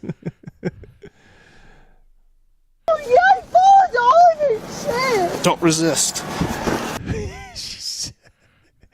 She's going to be hearing this in her nightmares. And then he tried to, press me up against the cop car. I And, swear he felt me up. yeah. He put his you-know-what against my whale tail. Have a seat. No! Have a seat. I mean, I will, but like... I will in my own time. I love the bargaining that she's just gone through. Like, I'll do it. Just, look, just give me some time here. I identify as out of these handcuffs. I identify as David Copperfield. Oh, boy. Can I just say you guys are being fucking assholes about somebody who suffers from generational trauma, PTSD, and depression and suicidal tendencies? Oh, There's two another more. one. Holy cow. Two more on the bingo card. Someone's got a bingo somewhere. Wow. Who's got the bingo? Yeah. Depression and suicidal tendencies. Oh, my Lord. It's like a toddler trying to bargain against bedtime. That's what John It is, yeah. John Osborne. Yes, Thank it you. is. Yeah, anybody who's been a parent to kids knows, that this is what they do. I mean, but you have to understand, these are mentally those kids. When you tell someone that it's okay to do this, they're going to do it, because even this cop at first was, okay, I'll play along a little bit. Now he has a job to do. But think of the people in her real life she does this around, and they just don't want the hassle of having this explosion that she's had. So they just put up with it. Or she's a loner. She doesn't have any friends because they don't put up with it. Well, yeah. I guess I'm just speaking. She pushes them all away. Yeah, I mean, if she has a job, her coworkers probably have to put up with this. Maybe she's on disabilities. Oh yeah. Well, depressed, suicidal, PTSD. Yeah, that's about like generational trauma. Yeah, generational trauma, non-binary. She works at the Indian Reservation Casino. She fucking gets like a ton of money for doing nothing. I don't know. Hey, Surly, she needs to be institutionalized. Yeah. She's too dumb to be a dealer at the casino. Oh, you can tell she that could never already. be a... Yeah, no, yeah, she's too heck stupid. no.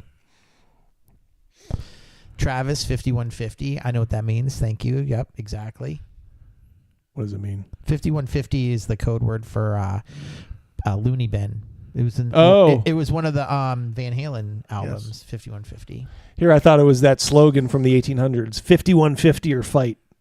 Oh. What was that slogan again? I don't know, like Dewey Eisenhower or something. This is way old school. This is like the 1840s or something. Jiminy Crockett. Hey Travis, 5150 or fight. Somebody's got to know what those numbers were. All right, let's continue. Will there be any more? Do you want me to put it in for you so you don't feel so fucking guilty? I have this guy for that. You fucking douchebag. Oh, this was the nicest cop. He was dressing you in the nicest possible way. Yep. X card. Yeah. Throw it. Death Angel Shadow, that's a yes. Oh my lord.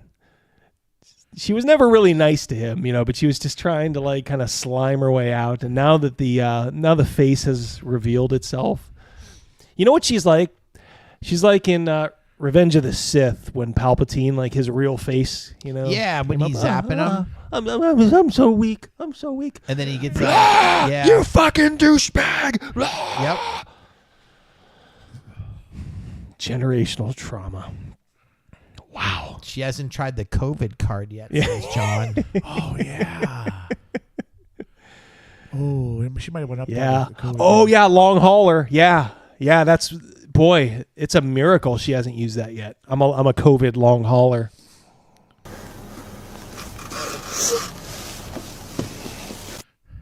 Ah. Part two. Yep. That's I'll pay for it. That's all. Well, we'll go to the. They turned it off because he shot her. Well, I part of me, no, I don't feel bad for her. I have empathy for the cop that he had to deal with that. I can tell you what, if he doesn't get a couple, pats on the back and say, dude, like he handled it amazingly. My magazine and my gun would be empty. Is that the right one? Magazine or clip? Oh, it's a clip. It's a magazine. Hey, speaking of which, did you hear about? That's right, Travis. 54. Keanu Reeves. He actually did something in John Wick, where I guess the military people have started to train their people with. It's when he's emptying a clip and it's coming out, he like twists his hand and gets rid of the end of the clip. Right. And he puts the new one in immediately. And I guess it saves just that fraction of a second. So the military started teaching them how to do it, which I'm sure that somebody thought of it before, but now it's actually part of training. Mm-hmm. So thank you, Keanu. I like the dude. I do too. Yeah, good guy. He played the love interest in one of Paula Abdul's videos. Ooh, really? I think it was. It's either called Rush Rush or Hush Hush, but she's the boyfriend in that video. What do you not know? I don't know. Damn. We all know a bunch of useless stuff together. I guess that's why we're mildly entertaining here for a time. I gotta look that one up. Yeah, 50 for a fight from the Brady Bunch. Am I missing something there? You're our resident Brady Bunch scholar, Crazy Mouse. 54 was 54-40 or fight? Was that in the Brady Bunch? It might have been an episode. That one, maybe Bobby had to study that. I don't know. Was that the Jesse? That wasn't the Jesse James one, was it? Hey, what a nice guy. Yes, I love Jesse James. Get the old timer in there. He was a mean, dirty killer. I don't know if the chat knows this, but I know that you guys know this. Excuse me. KG saw Star Wars Out of Order, and she saw the part where Darth Vader was helping Luke, and she's like, hey, he's a nice guy, and then picked up the Emperor and threw him overboard. Yeah. So she saw that part first. Did you tell her, like, I mean, there was this guy, Paul Harvey, who used to say, and now you need to hear the rest of the story. Travis said it was Rush Rush. Rush Rush. Oh, the Paul Abdul song? Yep. Yeah, Eric C. Yeah, only shoot 29 out of your 30. That way you have one chambered. Yeah, if you're keeping track in your mind as you're firing, that is a good strategy. Bill M says it's the one with the trading stamps for the Bradys for the 5440. Mm-hmm. This is just reminding me I got to get to the range, the gun range. I haven't been to the range, and it's so embarrassing how long it's been. I remember watching, if we can go back to Brady Bunch for a little bit here, when I was younger, just thinking like, what an amazing family. My household was not like that at all. And just like how, like, wow, like like none of them got beat. You know, none of them were smashed into a corner for a month and a half. You know, just amazing. Then when I became a teenager, I had to watch a couple episodes with some of my younger cousins.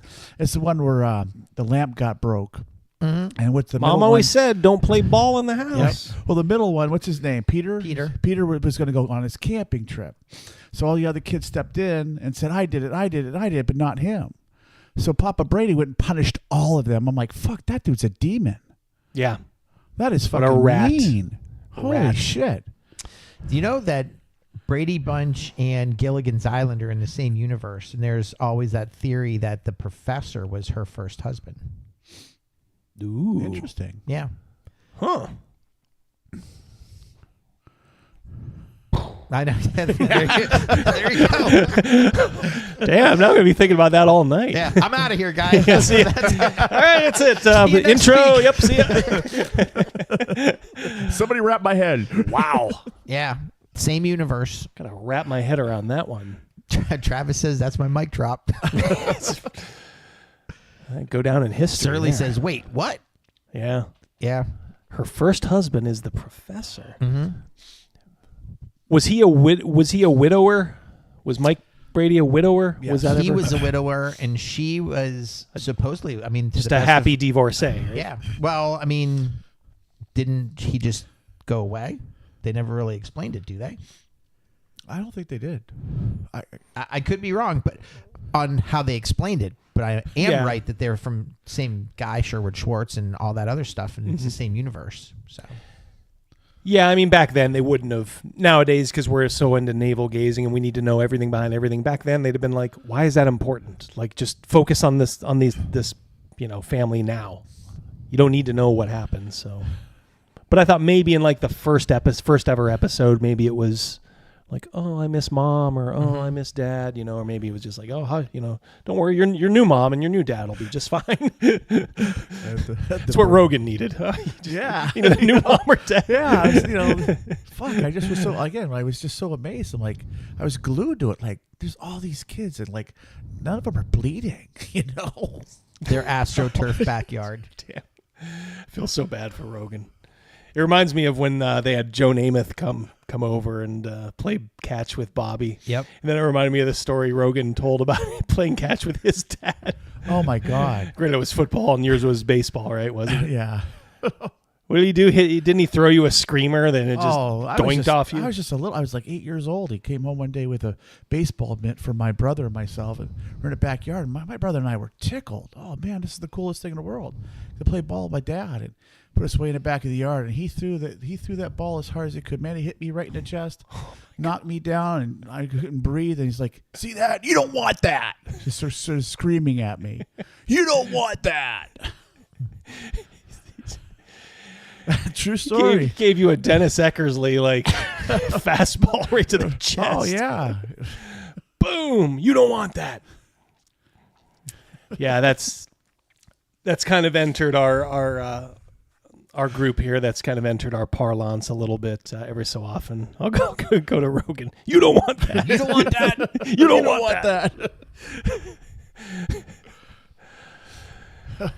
Oh man. All right. I'll tell you what, let's Cal says, "I dream of Jeannie." Barbara Eden. Oh yeah. Yep. Tell you what, let me have the controls here. You guys talk for a second. There's one thing I want to. I want to. Jeff Hatch is dropping some knowledge. Double D. It says Mike's wife died years earlier. Carol's husband actually disappeared. There you go. Ta-da. Oh, so that's why. Thank you, Jeff Hatch. My brain hurts. Damn. I'm here for you guys. If Greg Gillespie shows up tonight, we have a question for him from a couple chats ago. If you remember about a monk, they wanted him to talk about the monk. Oh, the Western, yeah. Well, we'll have Greg back on. Yeah. Well, I'm gonna go when back. we throw Castles and Crusades in the garbage can and play his game. Why do you hate the game so much? It's just D&D. I mean, it's just another flavor. Look, the game didn't leave you fighting that ant monster alone. Did it? My group did. Yeah, exactly. It wasn't the fine folks at Troll Lord. They're just trying to, Linus Dampier, we hardly knew you. That was brutal. I called that shot right before it happened. I said, "Oh, this isn't good." Yeah. He's like, this is not good. I just wanted to show you guys real quick something that I got here. I'm going to drive a little bit here. Crazy. Okay, so our Otto and Roland, we play DragonBane.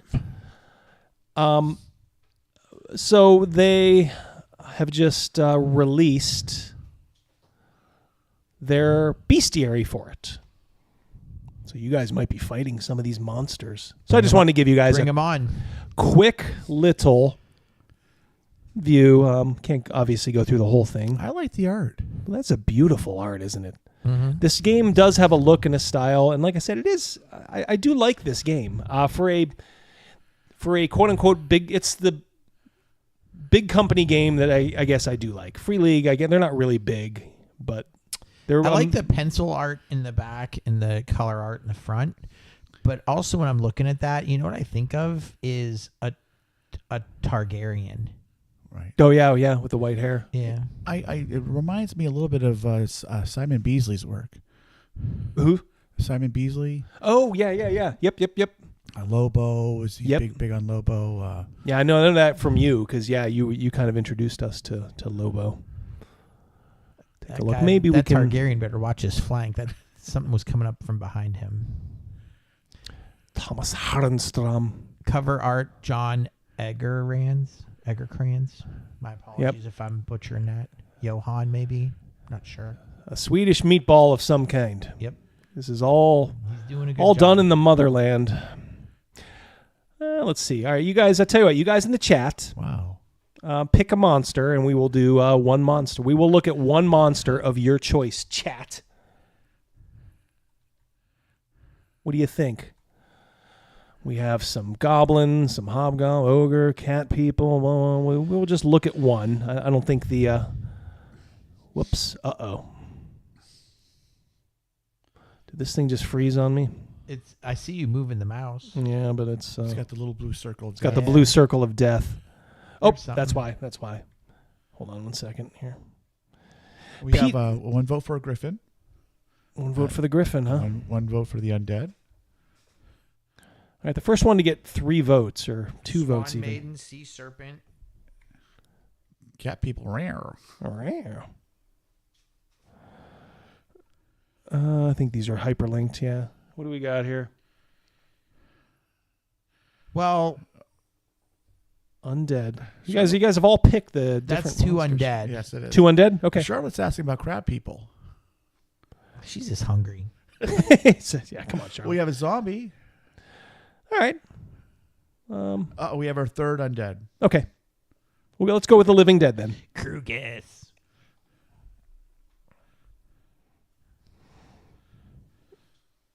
Oh, come on. You're not going to let me...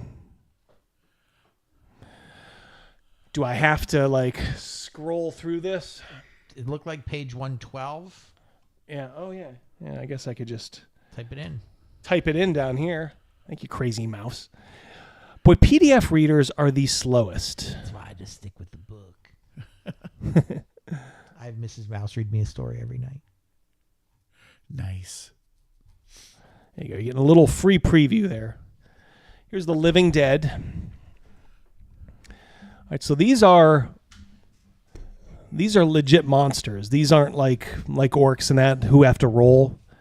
Technically speaking, these guys hit automatically. Oh, I think I'm still gonna roll, and if they roll like a 20, like a demon, then I will say they miss. I don't think anything should be sure, but they tell you. Honeymoon in Vegas, he said there's nothing guaranteed except for coupe de villes and hookers. I don't think we'll see them in this game. So you play you go against the Living Dead. You can get a headbutt. The undead grabs the shoulders of an opponent, headbutts them for die 8 bludgeon damage. The attack cannot be dodged either. Damn.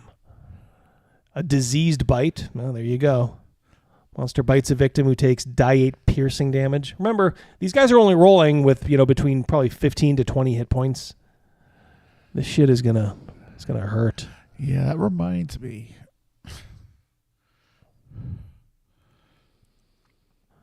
Oh, there we go. Got lit up. What I like about this too is for every monster they give you an adventure seed too. So if you're just, obviously for beginning DMs, you may be looking for a little inspiration, or even if you're an advanced DM like me. That is quite cool. Yeah, I like that artwork. This artwork throughout is really good. Yeah, it fits in with everything. So I am right now fairly high on DragonBane.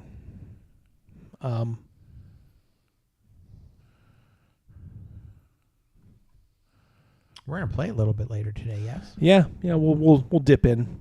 But before we do that, I did want to go through the other video that Rogan's buddies made. Oh gosh. Regrettably, I am not in this. Yeah, Rogan is not in. Last week we looked. I don't know if you saw Crazy Mouse, but Rogan. Yeah, Rogan.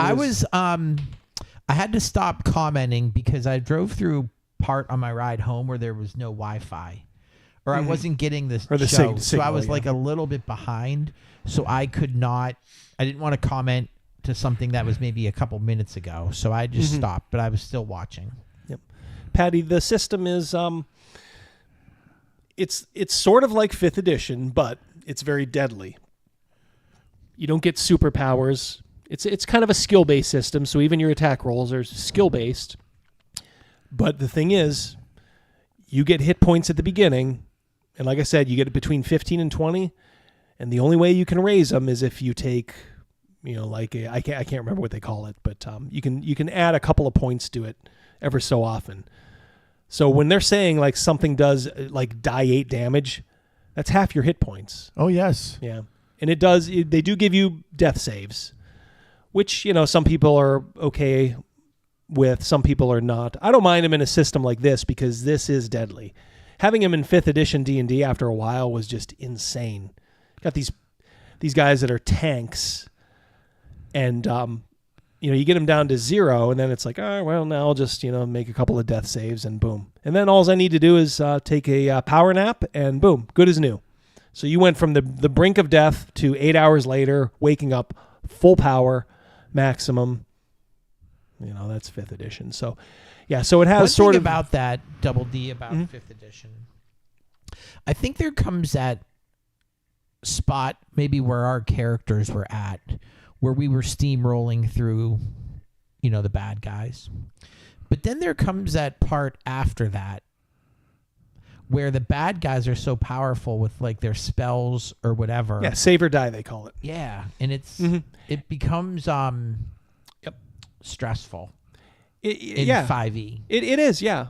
And people dump on 4th edition, but the thing I loved about 4th edition is they gave you a way to kind of circumvent that sort of thing, because like in their monster manual, if you go back, they'll give you like a monster at like low level, mid level, high level, so you can still have like an orc or a goblin that could kick your ass at high level, but they would do it the old fashioned way, not as we say, save or die, like you just said, Crazy Mouse. Save for this spell or you're dead. And yeah, after a while, it does sort of get like that because you run out of kind of tools in the toolbox. Look, you can't turn the corner, and if every time you turn the corner, I have 50 guys waiting for you. Like, okay, guys, you guys are new in town. Time for your beatdown. You're going to be like, why do we always attract 150 to 140 die 400? Number of foes. Because that's the only way we can. Challenge you. So, I did like 4th edition. I liked how they did to certain characters. They had some flair that was specifically for that character. I kind of like that. Yeah, it gets dumped on. A lot of people are like, well, that's not D&D, and I'm like, well, look where 5th edition has taken us. Now, 5th edition was a solid rule set for a little while, and then it just breaks down. But look at the folks it's also attracted too. I mean, you can't deny that. maybe I've said this before. Maybe 4th edition was the gate we should have kept. The math was. I apologize a little for daunting, the question, but which is the one with the cards? Was that 3rd edition? That was 4th. That was 4th? Yeah, that was 4th. Yeah. And people didn't like that because it's like, oh, it's like they're treating it like a massive multiplayer online game, and it's like, well, yeah, maybe a little, but gave you guys things to do in combat. I don't know. Look, Rogan and I are miniature war gamers, like 40K. You know, I play World War II war games. That shit didn't bother me. You know, so I mean, there were, you know, I didn't like the way they just kind of abandoned it. You know, right when you know, people started saying like, it sucks. You know, so we just like, okay, well, go along to get along. And you didn't have to have it card. You could just print out a sheet of paper that had all, you know, had all the spells like you would normally would, you know, laid out, you know. Yeah. Yeah. Casimir. Yeah, 4E Pundit does not like anything nice. Neither did about 4E. Death Angel Shadow. Yeah. Yeah, I mean, look, I'm not saying it's the best game ever. I'm just saying I think people I'm just saying, look where we're at with 5th edition. That's all. And I know, look, Pundit, you did a great job starting 4th edition or 5th edition, but which one was Thatgo? Thatgo's 2nd, right? I think 1st edition just had the tables. I think 2nd edition is when Thatgo came. Am I thinking right there? I thought I remember the tables. I must have played 1st edition with my brothers. That was like the Legend of Greyhawk and stuff. Pundit says correct, 2nd edition. Yeah. It's a mini war game. Yeah, exactly. I know maybe we just have a different approach to it. And look, I'm willing to concede, like, we're in the minority. I understand. I'm not yearning like, oh, they should bring it back or whatever. But, you know, I'm just saying, yeah, they abandoned it because it lost. Well, it definitely lost. Did it lose two-thirds? He may have been privileged to know that information. Well, everybody just went to Pathfinder, right? And then eventually back to 5th edition. So we had Hackmaster in there for a while. Yeah, we played Hackmaster for a little bit. Grim and Gritty? Well, that was a version of 3rd edition. Yeah. So you're talking that was a while ago. That was just kind of a. It was brutal. Yeah, Thatgo by late 20. Yeah, maybe late. Thatgo is in the DMG 1E. Okay. It's very prevalent, you know, when we started playing 2nd edition. It was just a thing. Because I know they had the charts too, like where you would just, I don't know. 1800 strength. Yep. We kept Pundit around, even though we gave faint praise to 4th edition. Got me. I was gonna say, yeah. What are you complaining about? It got you a job. He's hanging around in case we have any more TV show universe collisions. Yeah.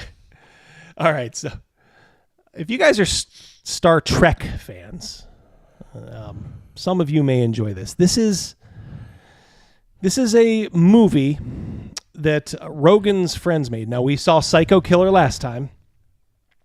And which was a hot mess. Yeah, which is a glorious hot mess. During that show, you were talking about that they were going to claim it. Did anything happen with that? Yeah, just the music. Yeah, got claimed. Not struck, just claimed. That's fine. That's fine. What songs are you singing in this one? Yeah, I was going to say, I think this is all just Star Trek music. So they did have the Pink Panther in the intro. Like when this was on that time, we're like, man, we can't hear it, but everybody else can. That's when I realized, because then YouTube did send like, hey, this video got claimed and maybe blocked, I think, for having the Pink Panther themes. So that's why I took it out, just because I didn't want it to be blocked. Usually that doesn't happen. Usually it's just a claim, and then you got to give up the revenue, which is fine. I don't care about that. Let's look at this. Some of you may recognize this, and this was done. Just a couple of guys with a camera back in the 80s. It'll probably be better than Kurtzman Trek, yes. Dedicated to Matthew. The Doomsday Machine. All right, one of the most highly regarded Star Trek episodes. Try it now, Captain. So who's that? That's Matt Frazzini. That's Matt Frazzini. Okay. And I gotta say, that's like, if that's 81, that might be like The late 70s. Wow. Because he looks young there. They did some makeup because he has the pointed sideburns like they had at one point. Holy smokes. This is a homemade fan movie. Like you guys have seen like Star Trek Continues on YouTube, you know. But this is just a couple of guys with a camcorder, and look at the stuff they built around.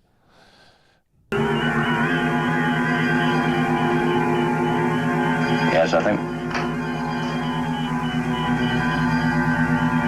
What the hell's going on?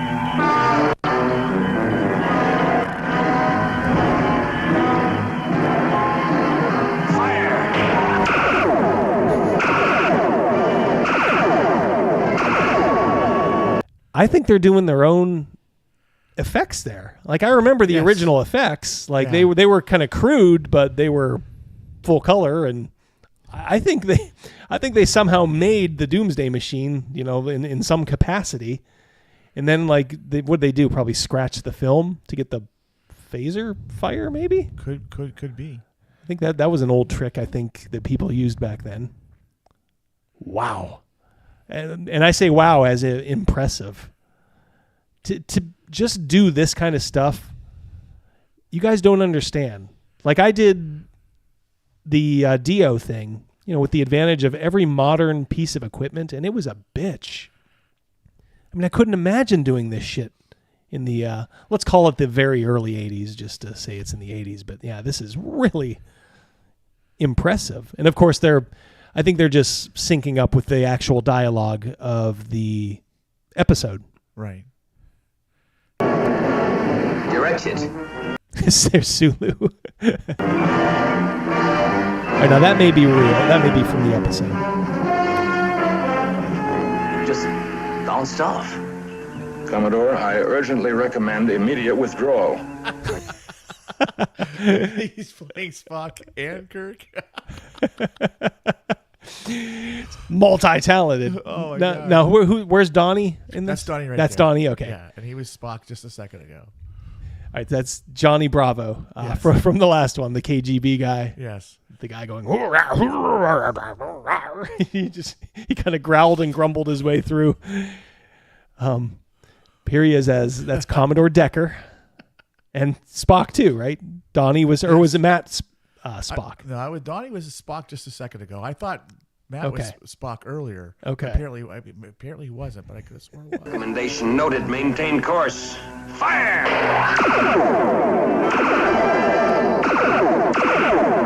Correct Enterprise, come in. Enterprise, come in. Mr. Spock, come in. Correct to Enterprise.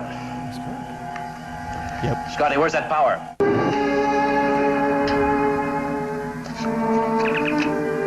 Now I'm impressed he has like a halfway decent looking communicator there. That's actually pretty good. Maybe that's from the toy playset or something.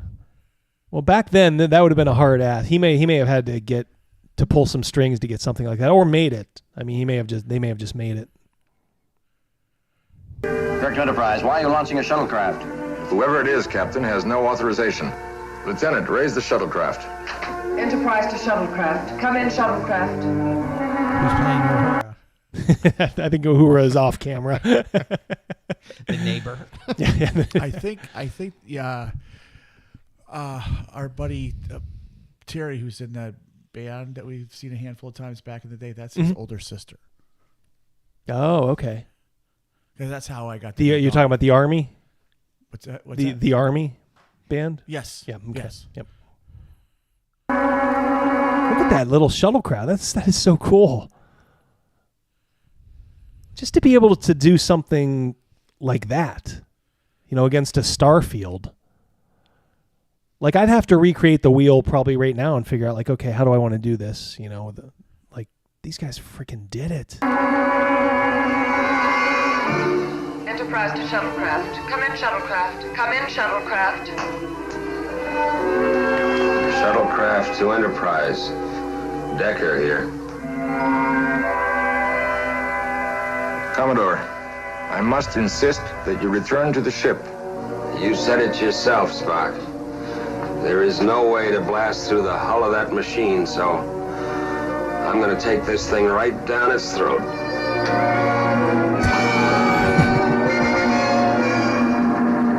This is Kirk. Matt, you'll be killed. I've been prepared for death ever since I killed my crew. No one expects you to die for an error in judgment. The commander is responsible for the lives of his crew. He's doing a pretty good Decker there. I don't know if I know, Todd, you probably haven't seen the episode, but I think you have probably. Yeah. So, yeah. Well, they were all in. That was their passion, was making these little movies. Yeah, he's got the look of Decker down. And for their deaths, well, the demeanor, I should have died with mine. You cannot succeed, Commodore. Your only logical alternative is to return to the ship. Even the Spock has the right mannerisms too. Obviously, they're just using the actual dialogue, but he has the correct mannerisms. Wow.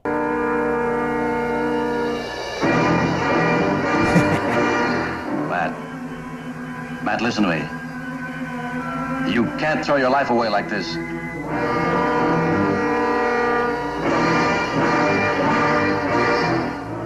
Matt, you're a starship commander. That makes you a valuable commodity. We need you. Your experience, your judgment. Matt! We're stronger with you than without you.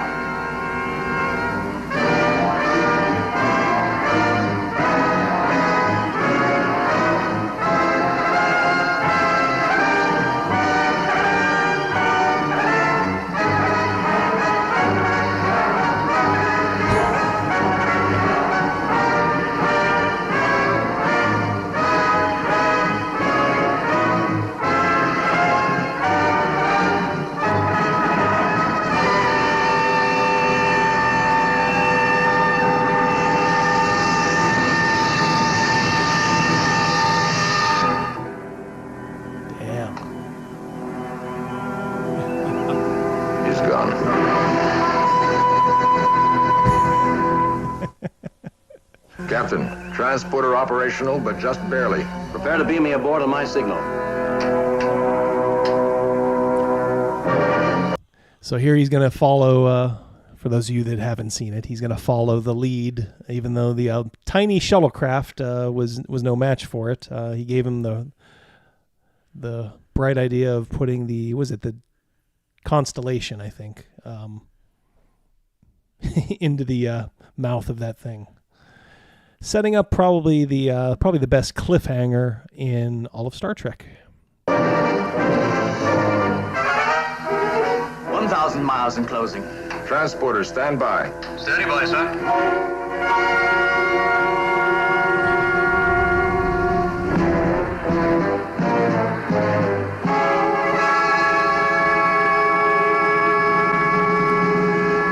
I mean, they had to have a model, right, of the Enterprise there?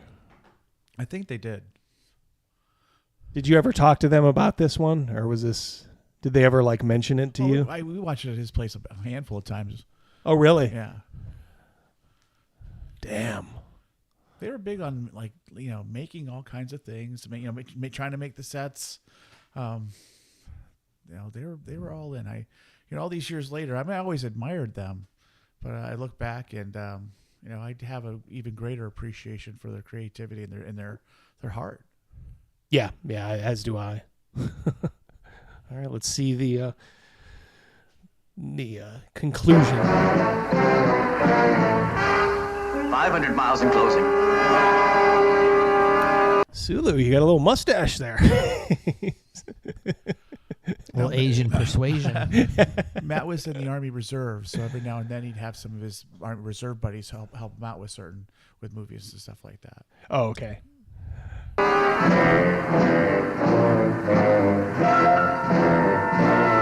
of looks like Doctor Who there, like David Tennant.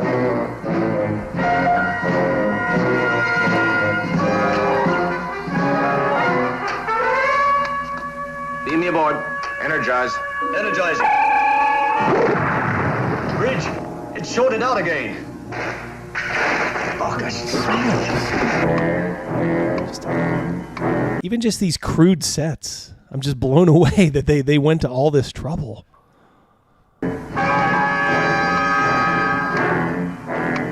Gentlemen, beam me aboard.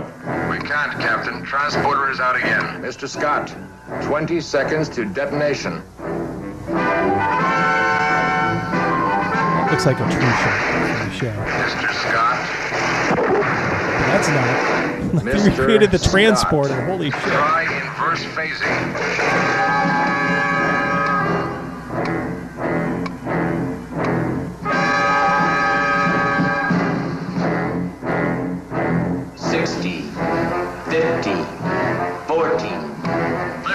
Gentlemen, I suggest you beam me aboard. 10, 9, 8. Mr. Scott. 6. Fire now, Mr. Kyle. 5, 4.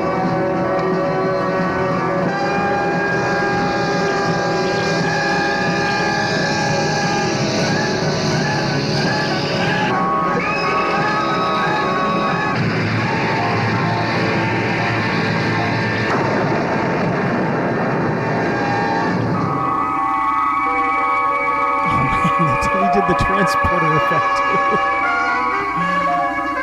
Bridge! We got him through!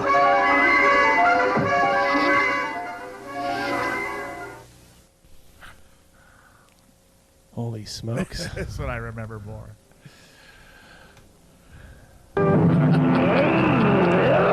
No. Elijah, ever thought about doing a stream with the G&G tabletop crew? Well, would I do it? Yes. Do they even know who I am? Probably not. So if you guys want to see it, you can pester them about it. But no, don't pester them. But if you want to mention it, that's fine. But yeah, what's G&G? Geeks and Gamers. Say just a channel with a lot of sub channels. Yeah. What was that movie? Mazes and Monsters. Mazes and Monsters. Yeah, Geeks and Gamers. Yeah, and I don't have a problem with I don't think with anybody really there. I don't watch them as much as I used to, just because I'm just busy, a lot with doing this kind of stuff. But yeah, Geeks and Gamers is fine with me. Thank you, by the way. Did they make a Gorn mask? Yes, they did. Oh, you're shitting me. Yeah, it was shown prominently on his mantle of his house. Oh my God.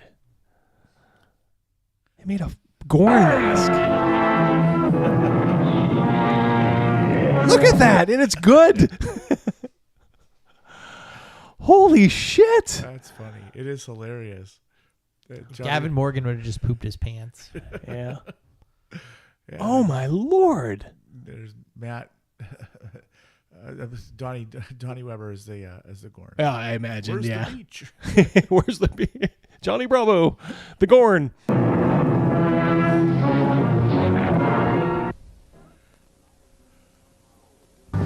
And I have been somehow whisked off the bridge and placed on the surface of an asteroid, facing the captain of the alien ship.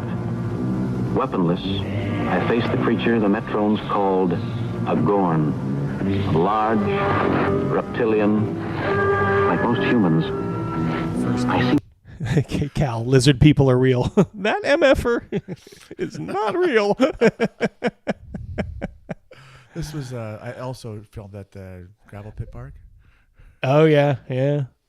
To have an instinctive revulsion to reptiles, I must fight to remember that this is an intelligent, highly advanced individual. The captain of a starship like myself. Undoubtedly, yes, they do, John. A dangerously clever opponent.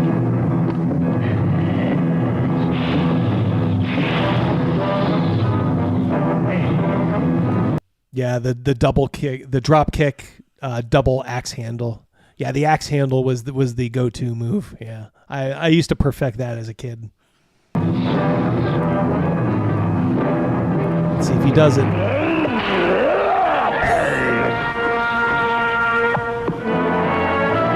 Holy smokes! There it is.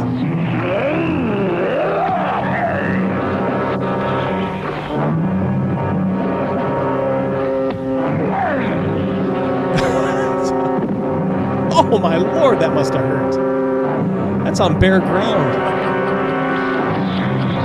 Holy smokes.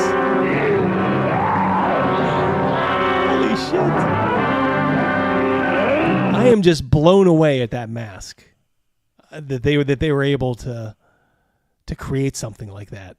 I mean, it looks good.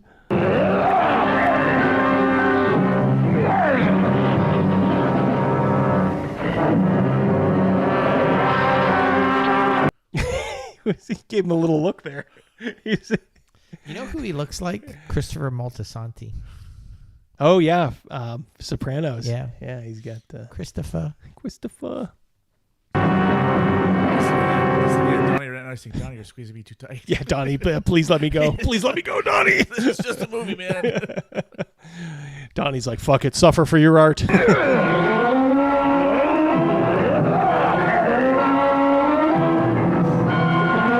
even picked a good spot there.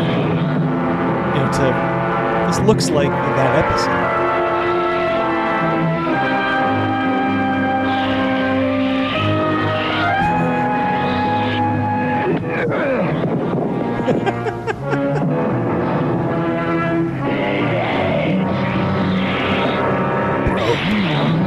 What you doing, bro?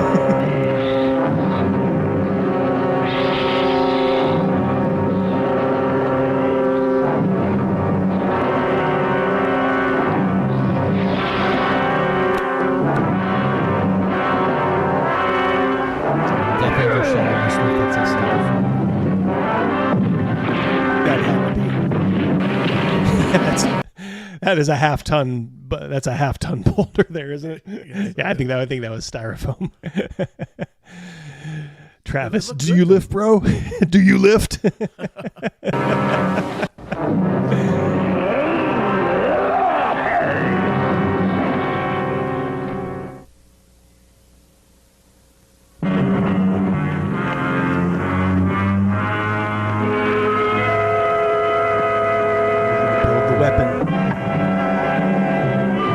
They just kind of captured the highlights of these. Didn't dawdle too long.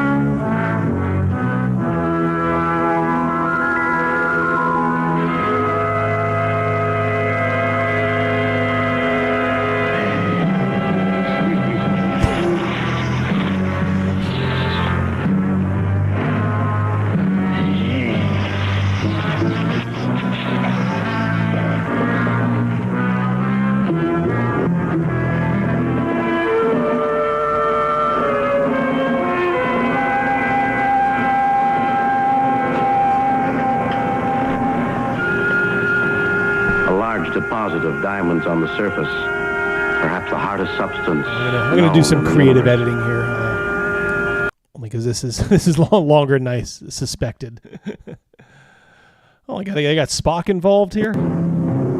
Yet there is something about sulfur. So trying to figure out his canon. Very old, something.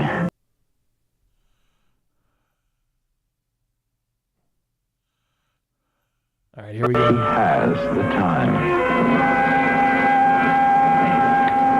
He's found all the makings of a crude cannon.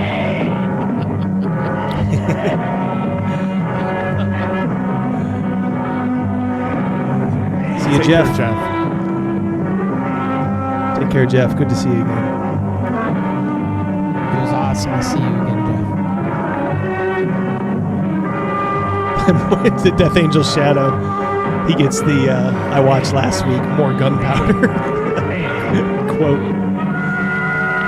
I'm gonna guess maybe there was a little bit involved here, maybe. All right, Patty, thanks for sharing with us.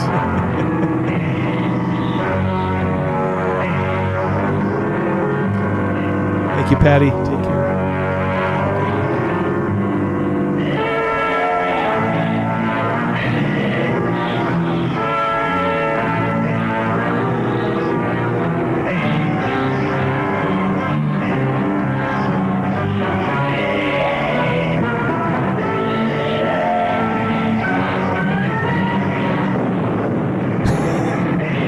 There's some gunpowder there. There's some gunpowder there. All right, I just want to see if they do the Metron. Here. someplace else.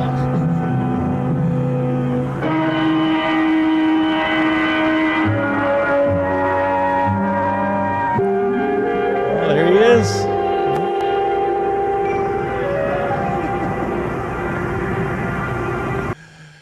Alrighty. We have seen enough. Boy, that was... I can't tell you how much I like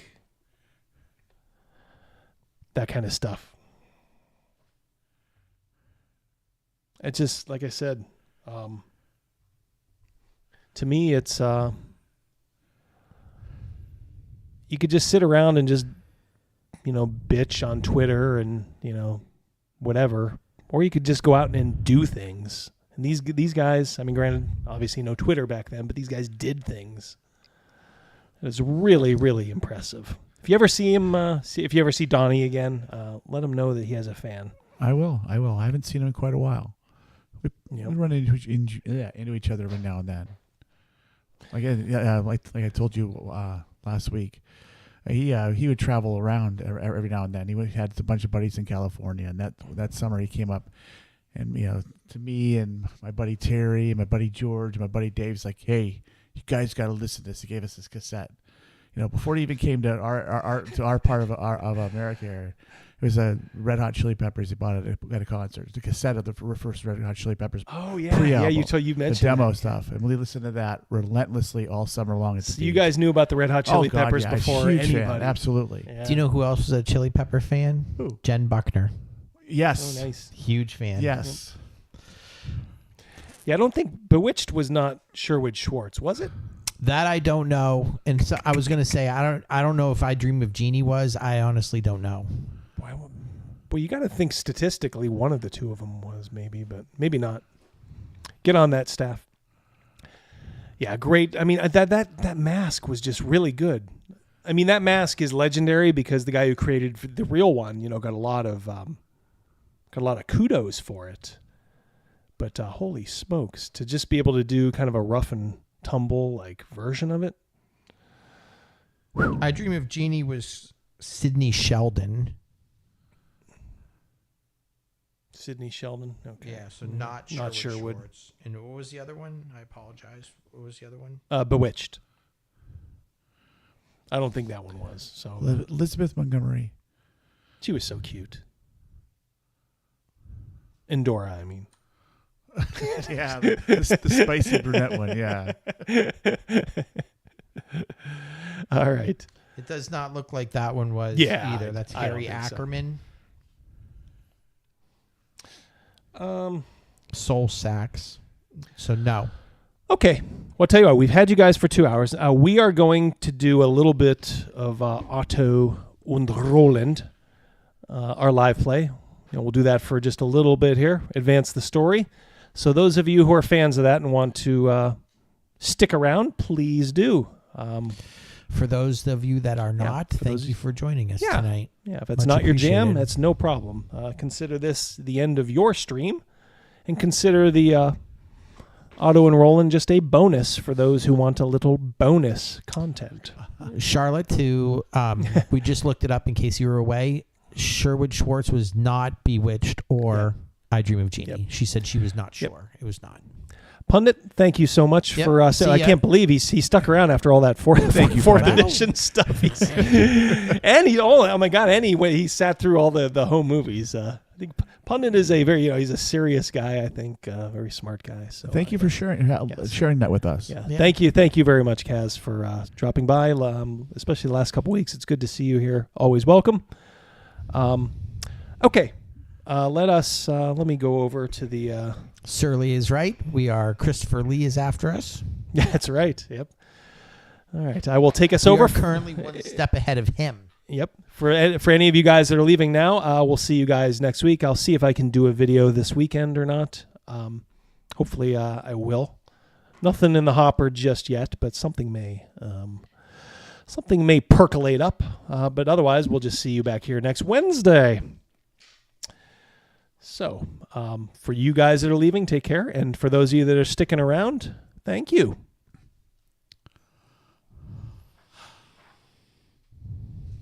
I did have a question. about healing. About healing? Yes. Or what I know this system is completely different. Like, I know we have a little bit of coin, and I got injured. Well, first off, hold on. Let me do it proper here. Absolutely. Apologies.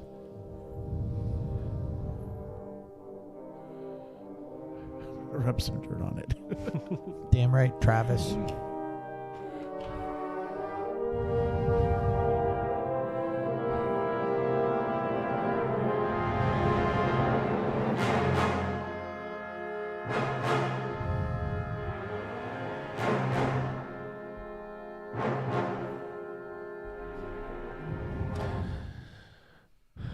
All right, here we are.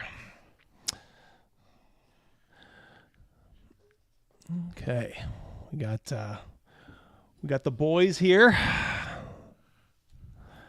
We got Otto und Roland. For those of you who don't know, these guys are escaped. I guess we could kind of say criminals. They got hoisted out of their paddy wagon by one of the other prisoners' gang, and Roland, on his way out, spilled a little blood, and you killed a guard, right? Yes, I did. So, you left, you ran, you got a horse, and then you found that at an inn that you stopped as you were heading towards Elpa, as you can see on the east side of your screen there. You started in Charlotte wants to know what program the map is in. Can't remember the name offhand. It's an online one, Charlotte. Let me see if I can think of it as these guys are going through. Are you reading Surly's? Yes. Yep. The Duke boys are on the run from Old Roscoe. Exactly. Yeah. At an inn they stopped at, they found out this guy was after him for some reason. I guess he is. He must be high up in the guard. Well, he's not after us per se. He's after somebody. Well, he's after anybody who was involved in the escape, and he must have been assigned this direction clearly, because he is looking for people, and he has a general description of you somehow. Rats. Doesn't have our name. Doesn't have your name. It doesn't have your It hasn't said your name when he was there, but you don't know if he has it or not. But he did give a description. I would assume, knowing that you'd probably be doing aliases. So that led you to flee the inn where he stopped in through the back door, and then you found a house of horrors where a woman was being maltreated by her husband. Didn't like elder abuse. Comes full circle. Well, wasn't quite elder. She's she's like late 30s, early 40s. She's old enough to be our aunt. So I tried to do a picture. Probably not dirty or thin enough yet, but this is what you think she will look like when she's cleaned up. When she's cleaned up Right. and fed. maybe has gained a few pounds. This is Adeline. Okay. So I believe you took care of her abusive husband, correct? Yeah, he's no longer with us. He is no longer with us. I don't know that. No, you do not. That is correct, and neither does she. She just fled. And you guys hooked up a cart to their horse. And we have a backstory with her that she is our aunt. Yep. And we are just heading to Alpa. Yep, she's your aunt, I believe. Correct. And you're heading to Elpa. And I think last we left, you guys were pulling in. So, I think you were traveling through the night. And I believe it was morning as you started to see the outer parts of Elpa. And now, of course, you're seeing traffic coming on the road, from Elpa towards Carlsfell and vice versa. What would you like to do? We need to get another horse. So we wanted to buy another horse. Ditch the one that we are walking with the cart, so we need 2 horses. We ditched our original horse. Correct. We left it at the inn. Right. So we are walking with this cart. Yep. Did they have a horse in the barn, Double D? Yes. Yeah. So we do have a horse. Yeah, we have a horse. So we want to get another horse for sure. Yep. All right. She's just kind of, you can tell she's got a second wind. She's like, boy, I could sure use a night's rest. But a full belly. She's like, I'm hungry. New clothes for her.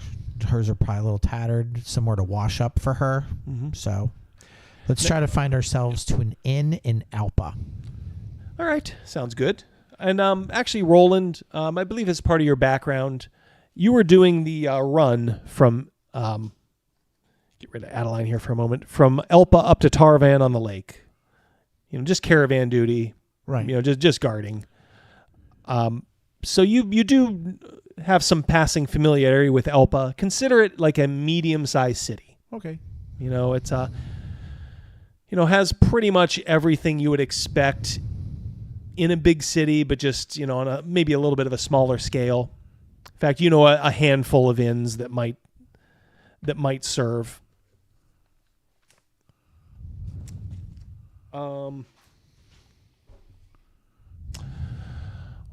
And I will say, hey, I think I know of a place.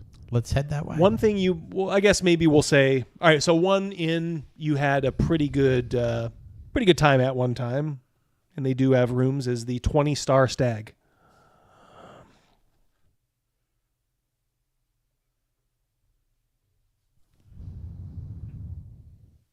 Sounds good to me. All right, and good thing is it's not too far off the entrance to the city. There's no real city gate here. There are just some military personnel type stuff. Yeah, just kind of posted there. I mean, they're not even checking anybody. They're just kind of there to be seen, I suppose. They see your cart coming. They give you a nod. Welcome to Elpa. I love you. You're the best. Next. Yeah, no customs, no questions. Yep. Like I said, you're starting to hear the the pound of the blacksmith hammer. You're hearing the voices carrying along the wind. And actually, it's morning, and you're starting to feel a little, maybe a little bit more comfortable. It's a good. It's not a half bad feeling. You kind of feel like, all right, well, we put at least the danger a little bit behind us, maybe. Hopefully. So we think, yeah. So you think, but yeah. So. The way to the 20-Star Stag, Roland. Is there anywhere else you wanted to go before? Maybe if we just secure our room there, so she can wash up, so she doesn't feel so dirty. We can food, some new clothes. I'd like, if at all possible, Mike, see to have my injuries looked at. Absolutely. All right. So, right to that 20-Star Stag. Right to the 20-Star Stag. You go there, and painted on the sign is the head of a glorious stag, and this, Roland, because you've been inside. Maybe you note. Just wait till you go inside, and when you walk in the door, keep in mind this is the morning. There's almost nobody in here. I think there's just one table occupied by someone just having a drink. But over the bar, behind it is the head, the hunted head of a gigantic stag, with probably it would be like a 20-point buck. Wow.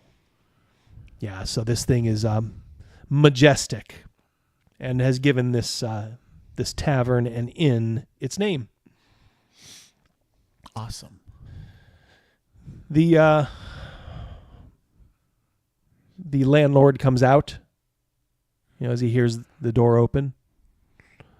He kind of has a greasy towel, that he was using probably to clean up in the back. And he says, "Greetings. We don't open proper for a little bit. You'll have to wait a little bit for food. Is that why you're here? It is. Also, just to secure 2 rooms. He says, sure. Yeah. In fact, he seems a little pleased. Yep. Like, oh, even better. Yeah. Hold on. Let me go get my wife. And he calls back, Odalina. A woman comes up. This, the owner's, middle-aged, but still in decent shape. Odalina is not half bad for her age. She looks at you and smiles and says, rooms. I can have those ready in a moment. They're already clean, but I like to go over them, for our guests one more time. And she just gives you the price. It's just 5 silver a night. 2 nights worth? 1 night's worth? Or do you want to go day by day? Probably day by day. Day by day.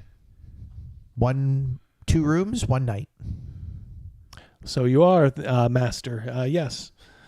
She takes the coin and says, please feel free to sit down. She's like, I can sneak you a little of the beer if you'd like. I'm good for the beer. She says, oh, posh. Have a seat. You can see her over there pouring one. Yep. It's warm. And when she sees the woman and she says, darling, are you okay?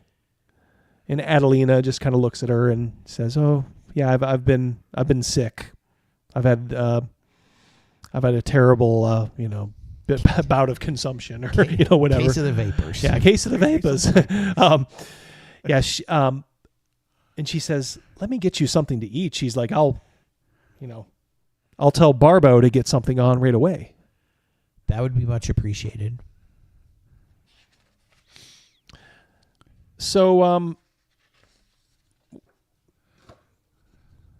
Adeline just kind of smiles at you. Guys, make an awareness roll.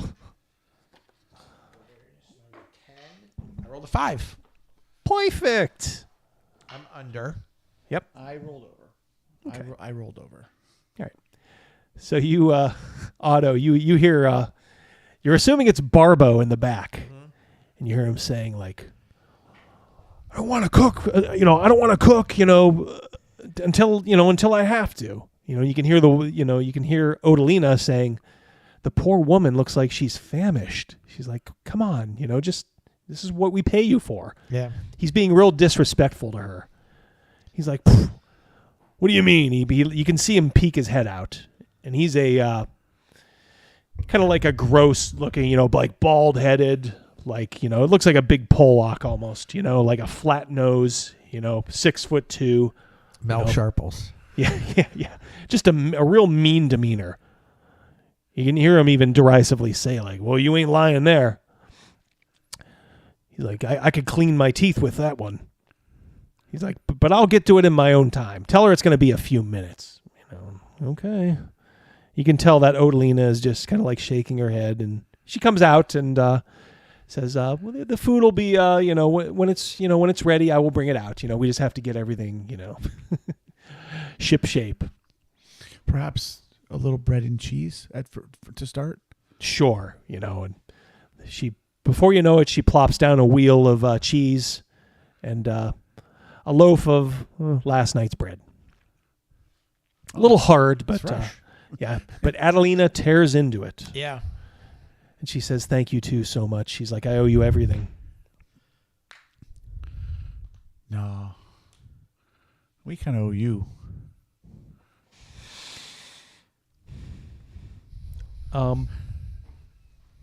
Before long, the food does come. It does take about a half hour, and he brings it out. This Barbo, and he brings it out with like a sneer on his face, just kind of like doesn't like throw it down, but just it goes down kind of harshly, aggressively. Yeah. He's like, not used to cooking this early. But I think that one needs it. We appreciate it. Thank you so much.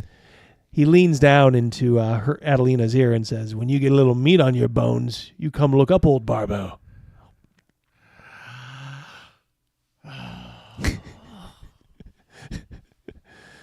Something you wanted to say, Roland, or? Strike one. All right. Noted.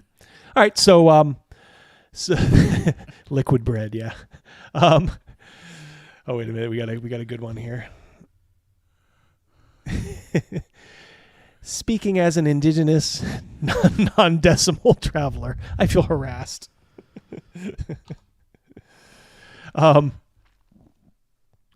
Good one, Meat. What do you wish to do now?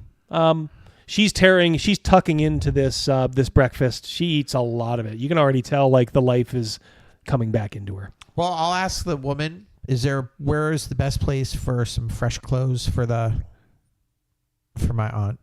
Asking Odalina? Yes, please. And she says, Master, you just want to walk down the road that way. And she points a direction more towards the city center, just on this very street, but probably, past 3 streets. You want Master Theobaldus. Good night, long shot. Good night, long shot. See you, long shot. Long shot. Yes, Theobaldus will take care of you. Okay. He'll get you looking ship shape. He even does women's clothes. That's what we're most concerned with, is women's clothes. Ah, well, see? You tell him I sent you. Okay. After she's done eating, we will definitely do that. All right. We'll eat a little bit too. All right. Well, smash cut to Theobaldus. You walk down the street. I suppose, Roland, you can kind of narrate, like, oh, yeah, I got drunk there one time. That guy. That place makes they make a good sword over there, or so I hear, just kind of commenting on all the people. It's still relatively early in the morning, so you're seeing people, like, sweeping out their storefronts, giving you more or less a friendly nod. It seems like the folks here are fairly friendly. Till you end up at Theobaldus's door, and you can see him inside, and he comes over and unlocks it, and says, "Oh, were you looking for my services?" Absolutely. We'll say that she sent us. Oh, Odalina, what a fine lady she is. She is, and she said that you could help out my aunt with some new clothes. Indeed, I can. And then he gets kind of in between you two, and says, Odalina's fine in many ways. He says that to us? Yeah. And then pulls back with a grin on his face. Don't you think? It just met her the one time, but she seemed very nice, yes. Right. Well, yes. What are we looking for here? Well, all right, so we don't have to we don't have to play Dungeons and tailoring, but how many, just looking for a couple of outfits? Yes, please. For her? Yep. Anything for you guys? New top, new trousers. Same. Basics? Yes, please. And boots. Yeah. Okay. So why don't we call it, he not going to be all ready right now. He has the stuff to work from, and he says, it'll take a day. He's like, I don't have anything on my schedule, so I will work on this all day. Come back tomorrow. He's like, I just request a down payment of 2 gold crown. This is fine craftsmanship here. That should not be a problem. And then it'll be 2 more when you pick. Yep. About how much did we get, Double D, from the guards? Just a shitload of like silver coinage. So let's say, did we get any gold when we ran? Yes, there were a couple. Yeah. Yeah. So let's say maybe in total gold, we'll say 12 total. Okay. And then probably a good, we'll say 40 silver. Okay. Silver pennies. Tell him that should not be a problem whatsoever. He says, "Oh, you won't regret it, sir. You'll be looking like the rulers of this town. In fact, some of the rulers even come here. Did you know that? Oh. I just wish I could get. It's definitely good enough for us. Wish I could get Odalina here. Yeah. Well, she speaks highly of your shop and of you. Yeah. You can tell he thinks a lot of Odalina. Yeah. And, Adeline is just kind of, smiling and saying, when you leave, she says, won't it be just grand? You know, having that dress that he showed me what it would look like. Yep. Won't it just be grand? It will. Tomorrow. Oh. She rubs like your backs as your guys are walking back, and she says, I owe you guys so much. Thank you so much. Very, very earnestly. We'll go back to the inn, so the rooms will be finished, and we could clean up, wash up. Yep. Consider it done. You go back. The rooms are, obviously, they give you a room with 2 simple beds. And, when you talk to Adeline, she gives you the approving thumbs up nod, you know, like everything's good over here. And she says, boy, that food just kind of tuckered me out. You guys wouldn't mind if I just kind of rested. I've had, as you know. Oh, yeah. Yeah, please, absolutely. We can wash up. Maybe I have some dried blood on my hand or arm or something from the jugular. Yep. I'll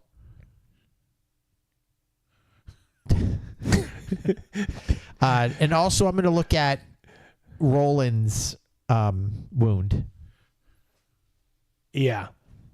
I do have a healing. I have a healing. Okay. Well, tell you what.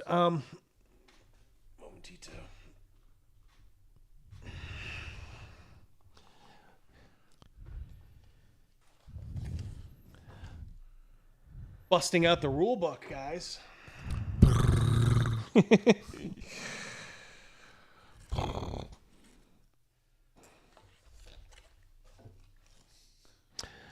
Yeah, so you sit him down and probably bandage him. Now, keep in mind, you can take what's called like a short rest. It's like called a stretch rest. Okay, and with some care, we're talking, like an hour. With TLC, he can heal die 6 hit points. Oh, you don't need me to make a roll? No, as long as you say you are. I think that's maybe for stuff that's a little bit more serious, if you know what I mean. Okay. But he does need your attention, So All as right. long as you just tell me you're doing it, that's fine. I will do it. All right. So why don't you roll, Crazy Mouse? Okay. Die 6. See how much you give him back. 2. All right. Better than nothing. Yep. Better than nothing. All right. It's not serious. It's superficial, fortunately. And, look, after a time, you have every reason to believe you'll be shipshape. All right. So it's certainly afternoon now, with all this. And you can hear the lunch crowd downstairs. And you can just get a general sense that the city has come alive. You see people hustling and bustling through the streets. I'll go downstairs and I'll inquire about, to the best of my knowledge from my past history, would I know about how much a horse costs? You should. Yes, for sure. Let me allow me to. Whoops. Oops. Here I am bringing stuff up that shouldn't be brought up on the computer. Yeah, like just a regular old horse is...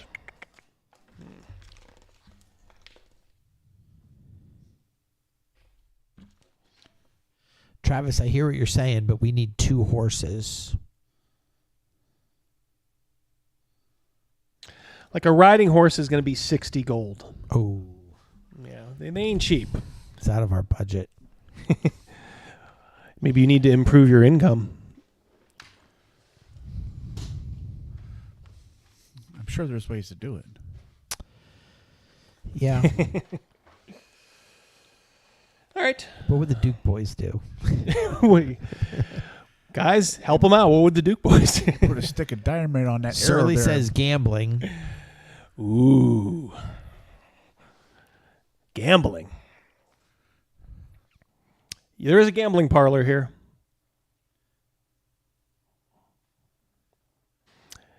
It's called Whispering Jossies. Whispering Jossies.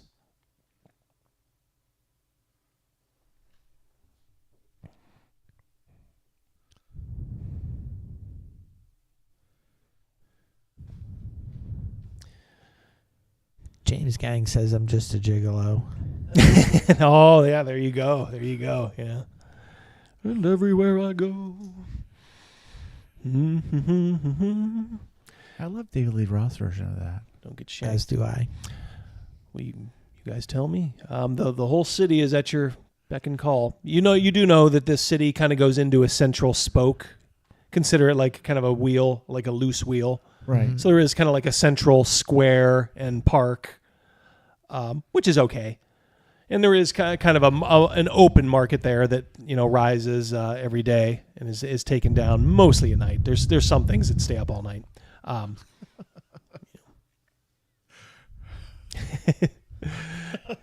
Boy, there's some good ones here. That one I liked.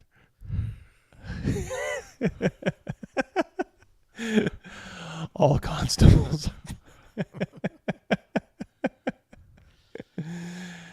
Yep. Well, walk about. Okay. We have to come up with an idea of how to get about 60 coin because we need this money for the new clothes. Incidentals, maybe. Yeah. We have 12 and we've already committed 4 of it. Yes. So this is what I like about these kind of characters. You have to deal with these like little problems. In our normal, it's like this normally isn't the way, things are. You guys are usually flush, but I like that you're just escaped and poor. You guys can't even afford to pay attention. That is true. I rolled poorly every single time. All right. Well, if you said you're just going to walk about. Yes. Yeah. All right. So you go out, and like I said, the streets are kind of packed. There's carts going back and forth. Occasionally there's the traffic jam, and there's just people all along. Make an awareness roll. I will say, both just us? auto. Just me? Just auto. I figured. Oh man, I rolled a 20. Oh yeah. Okay. You walk into a fire hydrant. Yeah. Boing. No. Yep. Yeah. But you're just kind of taking note. Some of the inns that you're going by. They look okay too. Nothing that blows your skirt up completely.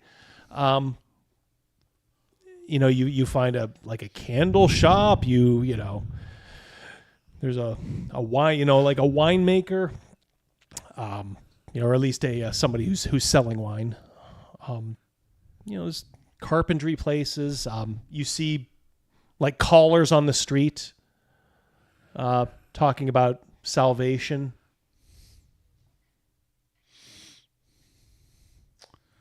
You see armorers, and you even see a weapon shop. Both pretty well guarded. You can tell, like outside, there's like kind of like a big. Who was the guy in Better Call Saul? Huel Babineau. Yeah, the big brother. Yeah, you see one guy like standing out front. He's like a white version of Huel in front of the weapon shop, just to kind of let you know that the shop is. You have a sword, correct? I do, but I wasn't thinking about carrying it while we were on a walkabout. Yeah. So that's back in the room? Yes. Okay. Back in the room it is. I'll look inside the weapon shop and see like how much. I don't like full daggers, Double D. I think you always have known that. I like more like knife-sized daggers for my characters. So you want more like a knife? It sounds like. Yeah. Like a. What do you got in? What do you got in shank and shank size? What do you got in Vorpal? Okay. So they do have a very nice. If you go into the shop, the guy just nods at you and smiles. The big guy. We'll call him Huel. You do see a very nice knife on display for the price of 7 silver. Seven silver stags. Looks like it's kind of like a piercing weapon, and it's not too big. It's not like a full size dagger. That's what I'm looking for. I say we have 40. Can I take 7 of this for this? Absolutely. I will. I'll tell him I'd love to pay 5 for that. Oh, you want to haggle him? Yeah. Okay. Let us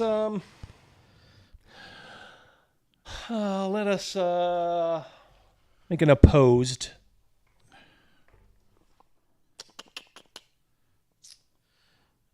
Bluff. Like I noticed some of the opposed persuasion. Persuasion. Yeah. Let's see here. I'm looking for that on my. Oh, I see it. Yeah, it's what you're just trying to do with each other. So. All right. Roll up. How about a 3? Double D. Boom. Yep, I made it, but with a 7, and you're lower, so you win. How much did you want for it? I said 5. 5? I said I'll give you 5 silver for that beautiful knife there. And a blowjob, right? For my good friend. Yeah. Roland, all yours. Huh? Warm up that mouth. Yeah, he looks and says, I haven't seen you around before. We're down at the 20 stag. Well, what were you planning on doing with this thing? As he is taking it off and I just don't have one, and I couldn't pass up something as beautiful as this. He just smiles and he says, I don't care. He's like, Good, you know what? I like the cut of your jib. Slit his throat. It's like, I'll be closing early. He sees that smile, as you guys can see on the screen. You know, look at that glowing smile that Otto has, and he says, how can I resist that? He says, yes, of course, you can have it for 5. He's like, but do me a favor. My name is Curtis. If you if you need any job done, as far as like weapons, I do custom jobs too. Give me first crack at it if you would. We will definitely do something like that. Just remember, I'm the guy that shaved two silver stag off of that. He kind of gives you a nod like, yeah, I did something there for you. And is there something that we could do for you? He kind of laughs and says, no. He's like, that's why I have Huel out there. He takes care of all the troublemakers. Okay. Yeah, but hope we're just passerbys. Yeah, hope the knife sees you in good stead. Absolutely. Okay. And I will, in a more public place, Double D, I will get rid of the glass shank. Mm-hmm. Yep. Yeah, there's essentially like a pile of Travis, of garbage. Travis, that's what I was thinking of. Anybody owe him any money, I could go and collect. So, but it's a good thought, but yeah. Just with the guy out front, you can tell he may already have that covered. Yep. I see you toss the shank, and I'll be honest, I really didn't pay attention to what you had or anything like that. I'm kind of surprised. Yeah. Surprised that he had it? Yeah. Yeah. Things are happening so fast, so. Good night, Overkill. Good night, Overkill. See you, Joe. Are you a member of the Guild of Kneecappers? Not yet. We are plebes. We can make our way back to our inn. Yeah. If you just want to get a lay of the land. Yep. It seems like just on the very outskirts of the city, but on the other side from when you came in, you do see a couple of towers and some higher walls. You're guessing that's where the local lord is located. In fact, you would know that, Roland. He of course would oversee this for Lord Magnus Lundstrom, whose dungeons you were heading to before you were sprung. Yeah. That sucks. Yeah. I was minding my own business, passed out on a table in an inn. The next thing you know, knocked to the ground, scooped up, bonked on the head, and wake up in. Do we have to? You were an indigenous person. Yes. We can have a conversation. You know, does my aunt want to stay here and start anew? Like, we can't take her everywhere. It's going to lead to a lot of questions. Who the three of us are. That is true. I think that's something I'm going to look into, Double D. Mm-hmm. Is the possibility of maybe setting her up here. Okay. Well, you guys going back to talk to her then? Yeah, I mean, if she's awake, we knew she could rest. Yeah, she, when you come back, we'll say it's like mid-afternoon. Travis, you're thinking what I'm thinking. She might be a good cook, and the inn could get rid of Barbo. Ooh. Yep. Good idea. We'll have to see how that goes. Maybe we can get rid of Barbo. All right, you go back. Like I said, the afternoon crowd's in here, so now maybe like half the tables are, it's not a raucous crowd, of course, still early. But, you're starting to see, some folks give you a friendly nod as you come in. Patrons of this city, I guess they like this place. But you do hear Barbo. Complaining like usual. Yeah. Complaining like a woman in the back.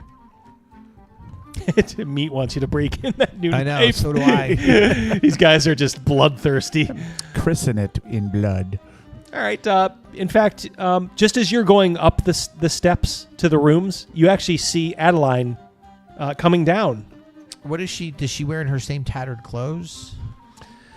Yeah, but you can tell she's very conscientious, and she did her best to kind of like maybe wash them early when you guys left, and then kind of soak them out, and then because they maybe appear like a little damp, but they are a little bit better. She just says, "Oh, did you have fun?" She seems her spirits are rising. That's good. Yeah. She's I'm really hungry. Let's go downstairs and get something to eat. Obviously, yep. And while we're at a table, you said there's only one table, or there was only one table full? No, it's the place is like half full. No, I mean earlier you said there was one table. Like, is there only one table? No. I meant there's just one. Okay. There was one person at one I will table. definitely. It's a normal sized room. Okay. Think probably maybe like a dozen tables and then a couple of private booths. Okay. Mm-hmm. And we'll have an honest conversation with her about, would you like to stay here and work and start a brand new life? She's like, she looks at you and says, honestly, yeah. I feel like I have, I've been given, by the gods, I've been given a second chance. That's thanks to you two. Yeah. And we want to do right by you. So how about if we talk to them and maybe we can try to set you up here? What do you mean here? Like in Alpa. Oh, you mean in the city? Well, yeah, and start a brand new life. Well, yeah. She's like, I can do, cleaning. She's like, I'm a fair cook. I can do basically whatever I need to get by. Are you a better cook than that oaf, complaining oaf? She kind of, you can tell she's been conditioned to maybe not say anything. She says, "Well, I'm okay." Yeah, that's a yes. Yeah, don't be afraid. You have nothing to fear here. We can speak your heart. I'll go over and I'll talk to the wife more than the man. Oh, you mean Odalina? Yes. Odalina the MILF, yeah. And I'll talk to Odalina and I'll say, my Aunt Adelaide. Yeah. She's like, oh, she looks better already, I must say. And she says, oh, did you get set up with Theobaldus? She has a brand new dress coming tomorrow. She's really taken away with this your beautiful inn here. Oh. Well, yeah. So much so that she'd like to stay and work here. Really? She's a cook. She likes to be a housekeeper. A cook? You can tell when you say that. Yep. Like she goes from like Mrs. like, oh, you know, oh yeah, oh, and then all of a sudden you say cook, and she gets serious, and she says cook. Yes. What kind of cook? Does she have experience? She does. Okay. Is this something that maybe we could work out where she can stay? What is her position? You know, she asks. Is she just new in town, or you know, does she? No, she's traveling, and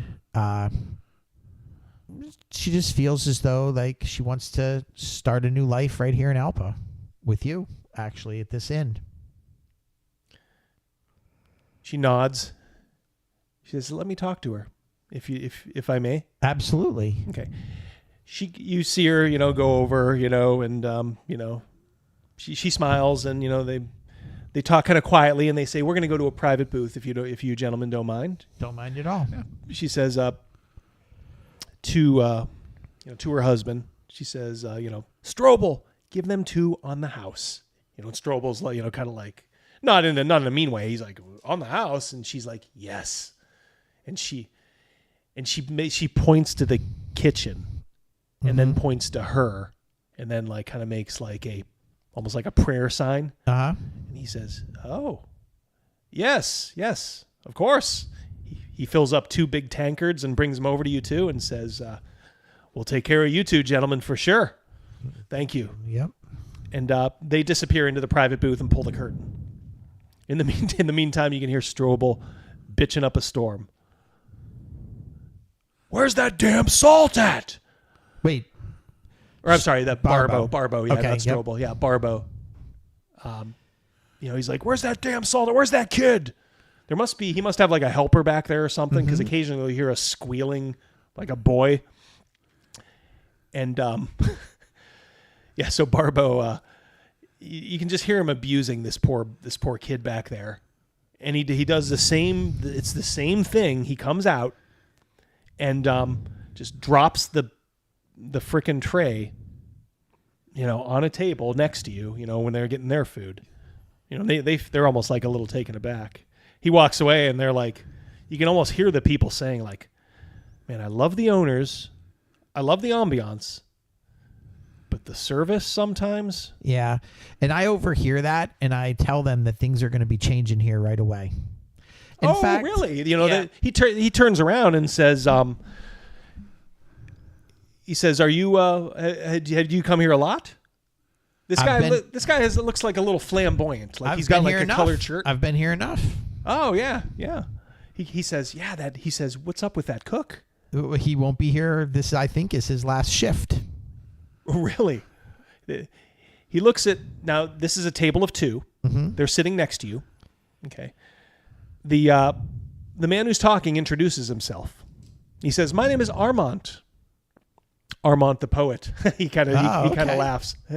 Well, poet, singer, you know, pretty much everything. He's like, "I actually used to sing here." He says, I stopped wanting to sing here because of that lot.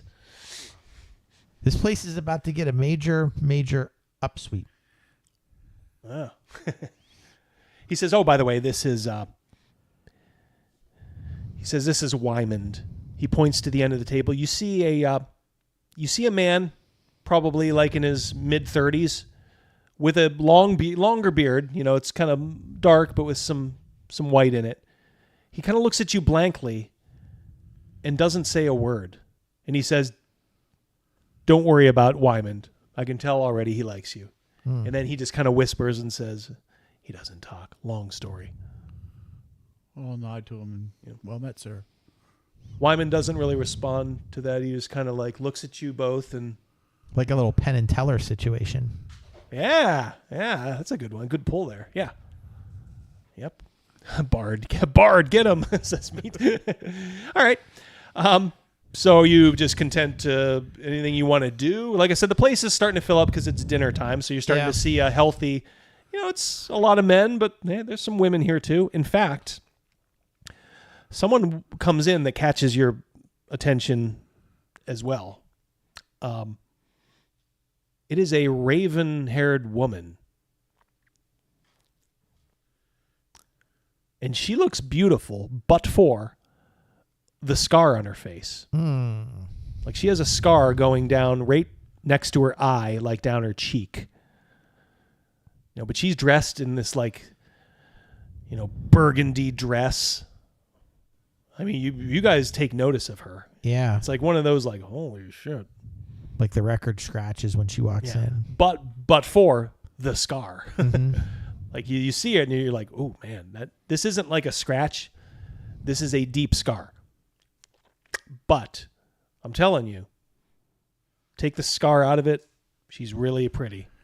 I mean, she's pretty anyway, obviously. But I'm just saying people would view her as being probably one of the most, beautiful around if she didn't have this gigantic cut on her face. I think that I whispered to Otto, I think that the scar on her makes her look mysterious, maybe even dangerous and beautiful. As I'm holding on to my ring and unconscious that I do that. Interesting. All right, so as you guys are noticing, you also notice a waitress comes in. Now, she's a little dumpy. Okay, and you can hear Strobel, the owner. Like a weeble wobble dumpy? She does. I got a lot of social anxiety. I'm an indigenous Tarvon on the waster. No, you can hear Strobel say, Galliana, we need you. Place is filling up. And she says, all right. She just seems like a very, like does her duty. Not particularly attractive, but maybe she goes fairly. She goes by Kai. Kai, yeah. Maybe she's competent. So, Galliana is manning the waitressing now that the dinner rush has started. And then as you guys are kind of watching this unfold, and I gotta say, if your characters like women, you are drawn to the woman, the raven-haired woman. But just as you're kind of like looking at her, Odalina comes with Adeline and says, thank you, gentlemen. I think we're going to have a new cook. In fact, she thinks she can start tonight. Do you guys? Now, she says she wanted to, but, you are, I guess, her nephew, right? She's looking at you, Otto. That is correct. Do you think she's up for it? She says she's been sick for a little bit. I think that I'll give... Adeline is looking at you like, I can do this. Yeah, I'll give her a nod. Say yes. Absolutely, you can do this. Okay. You got this. Okay. She says, well, I've gone through the menu, and she says she can cook it all. So she looks and she says, honey, she says, this is a wing and a prayer. We are counting on you to Is to Bardo save going to this. be a problem? She says, well, my husband, he has a little, a surprise or two just in case, but, we hope not. So, I'm going to go deliver the news to him right now. You just sit tight here. She goes in the kitchen, and it goes about as well as you'd imagine. If she walks into the kitchen, I will stand. Okay. Yeah, and everybody else is oblivious, of course. They don't know what's going on. You just, it gets real when you hear a, what? You're kicking me out? Are you crazy? Nobody's as good a cook as me. That part gets me a chuckle. Who's laughing out there? Did I hear somebody laugh? But he says, no, you're crazy. I'm just going to keep cooking. And she says, you can hear Odalina says, it's over, Barbo. And the husband's name is Strobel. Strobel. Yeah, he's watching. Yeah. And I'll say, is he going to be a problem? He looks at you and says, "Let's hope not. Are you volunteering?" Yes. Yes. Thank you. We owe you much. All right, so you can just hear Odalina saying, "I'm sorry. You have to go." And then Strobel finally steps up and says, "You know what, Barbo? You're rude to the customers, and your cooking is just mediocre. I'm gonna go right in there. Your quiche is too salty. You remember when Wyatt Earp grabbed that dude's ear? Yeah. I'm gonna do that. Oh, you want to do? Okay. Yep. Cool. I and like I'll it. say you've been dismissed. Ooh, I like this. Okay. All right. So, they're kind of talking in the doorway of the kitchen, but he's a prime target for you. As you walk up, he says, and what's this little pipsqueak, going to do? That ear. He's going to be so surprised because he's so, kind of ambushed about this. Yeah. Now, this is going to be like, I guess, for lack of a better thing, it's kind of an unarmed, like a brawling sort of attack. Oh, boy. Mine's a 5. Okay. You can do this. You can do it. I got... I think I know what I'm going to do. All right. I'm going to 5 them. Okay. Then when we get outside, if there's going to be a problem, like somewhere, I'm going to poke him. Mm-hmm. Somewhere so inconspicuous that he knows he's... Remember in Gladiator? I was going to say in Gladiator when he says, like, let's embrace as a brother. Yes, he stabs him in the back. So I'm going to try my brawling first, and then I will have one hand on my brand new gotcha. Vorpal blade. Okay. I snuck that Vorpal in there and double didn't catch it. All right. It's been said. Okay. All right. I'm rolling my die 20. I will gently show this to Rogan. It's the white one. Nice. I rolled a 2. All right. So I have his ear, and I am escorting him out. All right. Yeah. He says, oh, my God, he's going to rip my ear off. Oh, as you are leading him out, what do you want to do? Right out into the street, and I said, you do not work here anymore, and you are not to come back. I'm right behind you. Yep. Throw him out. He stumbles down on the ground. He looks just as pathetic as Billy Bob did. Yep. You're just going to stand there and bleed? You're going to skin that smoke wagon. As soon as you he gets up and just kind of like, oh, you haven't seen the last of Barbo. Oh, we have. We have. He just points at you and then goes running down the street. Okay. When you guys turn around, I assume you're going back in. Yeah. Standing O. Oh. Oh, wait. Hold on a second. Maybe I can. I'll give you the proper standing O.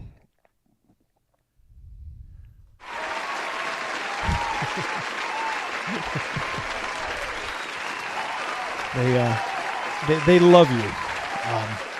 The owners are over the moon.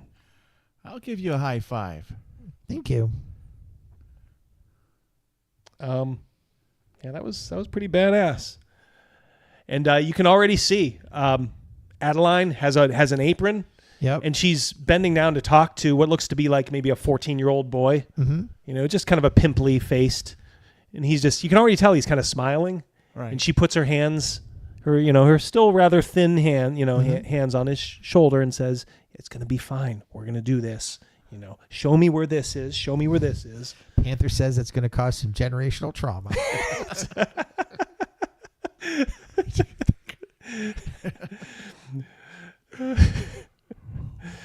Generational trauma. So I love these guys. I love the interactiveness of this. I love that we encourage these guys to comment as we're playing. Hey, Barbo, where'd you get that crossbow? All right, so what's the plan then for you guys? Now the place is full, and you're getting attaboyed and all that. You even see what's his name? Armand, like running outside, and then he's coming back with like a loot. Oh. I slap you on the back. I'm like, you're an inspiration. He says, that was done so well. He says to you, Otto, and to you, Roland. He says, we didn't ever give our names. Oh well, yeah. Yeah. So, you guys got to tell me if you're giving. No, we are not using our real names. But I'm saying you have to tell me the names. I guess you are using. We've never come up with that yet. Right. Yeah. Well, I tell you what. We'll say here's the moment. He says, I I never did catch your name earlier. What can I call you? Craven. Craven. Mm-hmm. Dale. Craven and Dale. Okay. He nods. He says, if there was anyone so mistakenly named as you, sir, he says, I've never seen them. Looking at you, Otto. You are no Craven. When you think back in the rattling of your mind, Craven is maybe like someone who's doesn't, lacks guts. Might be cowardly, but he kind of seemed to enjoy it. Like he gave you an air of mystery. Like the guy who just led that guy out, his name is Craven. Yep. The big blowhard got yanked out by his ear in front of everybody. Yeah. Epic. Yeah. Craven and the Dale. two didn't lie. Yeah, that's not one of Meets many uses. Your name stares blankly. It happens all the time. Wall. His name is Light. All right, so yeah. So they Armand, says, I'd like to pay homage to our new friends, Craven and Dale.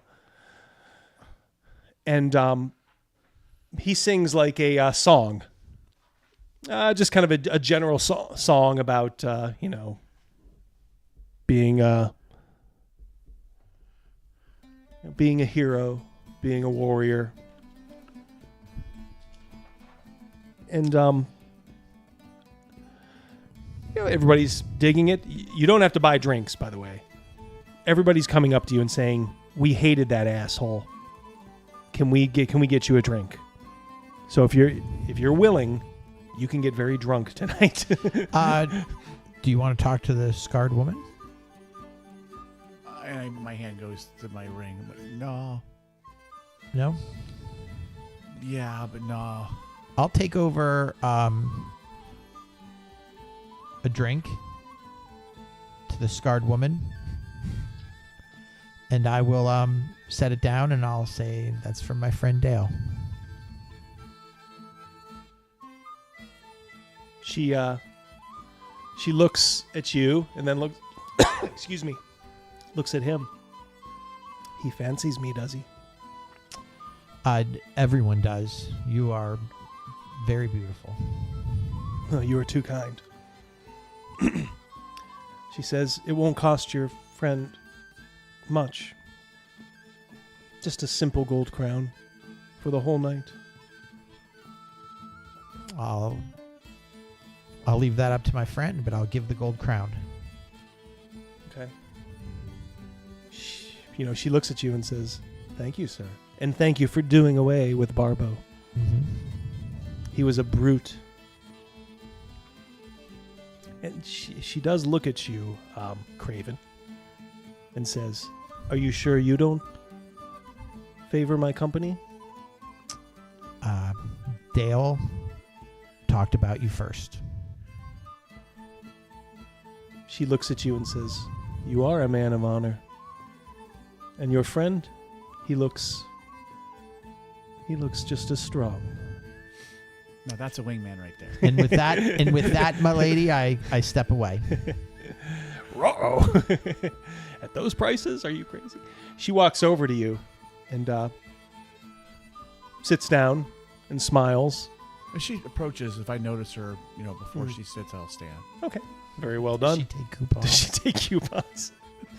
I have a story about fucking coupons. You remember this about Papa K? Oh, boy. Yeah. We were talking about grocery shopping one time, and this is real life, guys.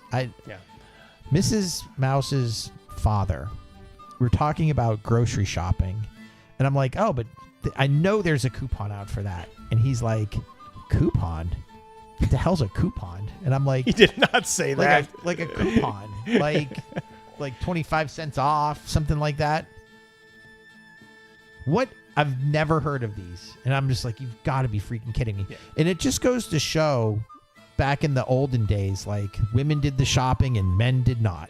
He had no freaking clue what a coupon was. Never heard of them. How about SNH green stamps? Yeah. All right, so yeah, she says. You can tell what she tries to do is kind of like hide the scar a little bit with her hair. Right. So she kind of like brushes it forward, and she says, "You're too kind to say such kind words that your friend said. You'd said about me." She says, I'd be honored to get to know you a little bit better tonight. Perhaps we could have wine and share stories. I would perhaps other things too. Try not to stumble, but I would enjoy that. She smiles. Let us enjoy this night then. We are free of the beast Barbo. Yes. Just then, guess who comes through the door wielding a short sword?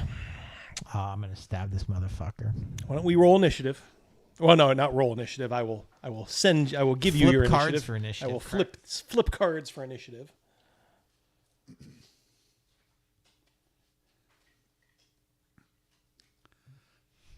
Unless, of course, it's Christopher Lee. Run! There's your rut-row. All right. This is for Otto. Okay. 6. Next card is for Roland, as always. Ooh, 10. Uh-oh. 4. She's her Barbo. beautiful silhouette is blocking that last card. Oh, yeah. Okay. I will take her down. Good. Now it's all self-defense. Yeah. Okay. It's a crowded in room.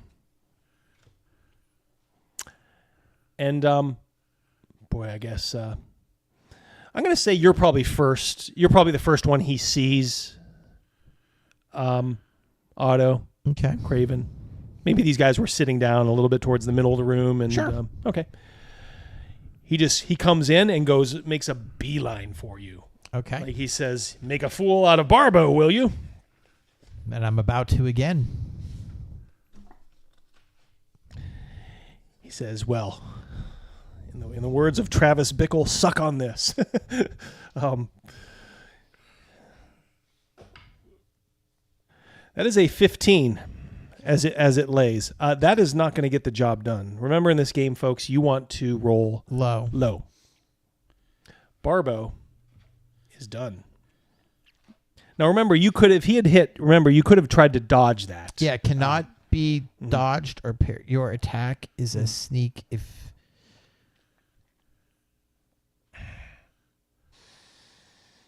Right. Are you... As he goes and swings, could I do a sneak attack now? I am 5 feet if he lunged at me. No, because he's seeing you outright. Yeah. No. I was gonna see if as he went by, I stuck him like a little. No, he's anticipating some fight back. You did throw him out. Yeah. No sneak attack here. It's just not the right situation so for I it. have knives 12. There you go. Okay. Looking for a 12 or under, and he has no armor, so this will go all the way through. 16. I missed. Ooh. All right. The raven-haired woman is looking in horror as what's going on, as that guy tried to take off your friend's head. What do you do? Am I seeing Bardo's backside? Yeah. All right. I will immediately stand up and leap on him. I will grapple him. Grapple? Okay. Do a brawling roll. Grappling. The Craven goes for a carving. Yeah, I did. 2. 2. Okay. Got you, you big fat son of a bitch. All right. Yeah. He gets to. I think he gets an opposed brawling roll just to see if he can resist it. He cannot. Not with that roll. All right. Do we do initiate again, or do we keep do the same one? Okay. But he has to try to get out of it now as his turn. Okay.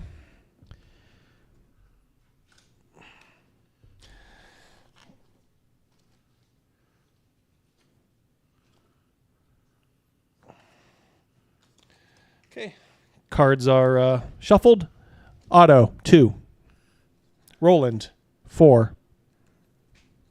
Barbo, 8. Okay. This could go badly for old Barbo. I mean, people are just, now they're starting to catch on, and you hear women screaming, men, saying, oh my God. You definitely hear a couple of people saying, finish him, stick that pig. I hate that MFer. Stuff like that. There's a couple. Craven. When he has him grappled, is his sword arm grappled? Is that how I'm understanding it? Yes. Okay. Yeah, he cannot swing it. All right. I will go in really close, almost as if point blank. And I told you, and I'll say to him, I told you to never come back, and I'll stick him with my knife. Do it with a boon. So roll 2 dice and take the lowest. Okay. Unfortunately, I rolled an 11. Oh, an 11 and a 16. The 11 will work. Yeah. Okay. Okay, roll that die 8 for damage. Okay.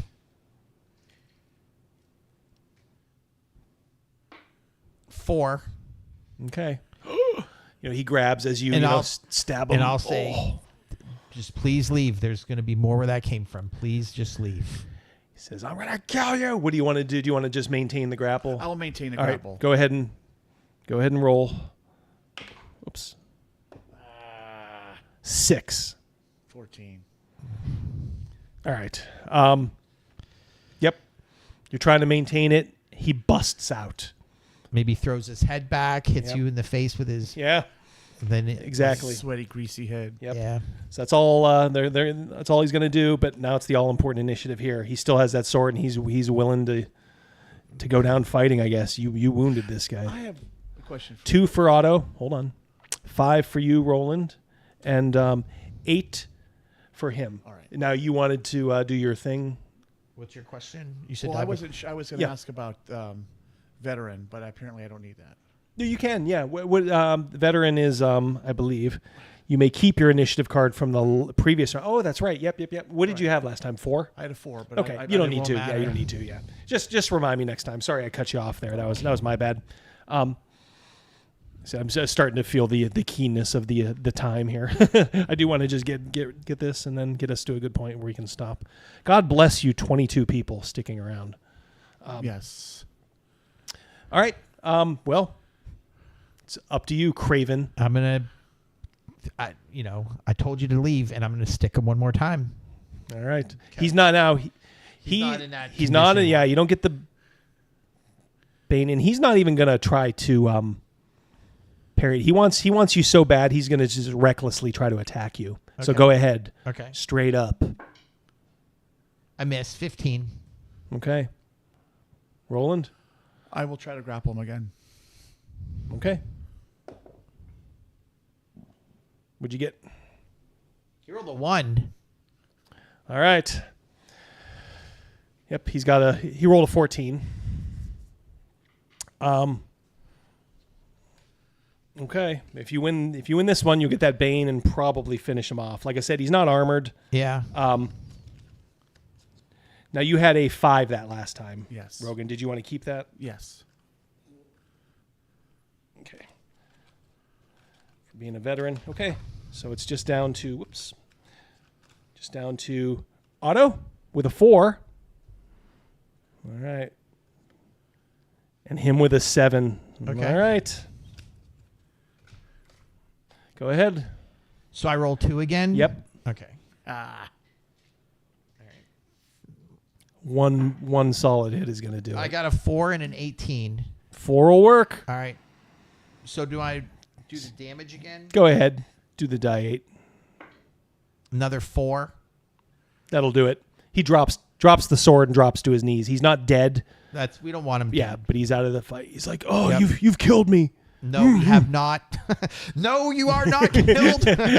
I will drag him out the door. As an indigenous cook, as you're dragging him out, I just want to say I have social anxiety.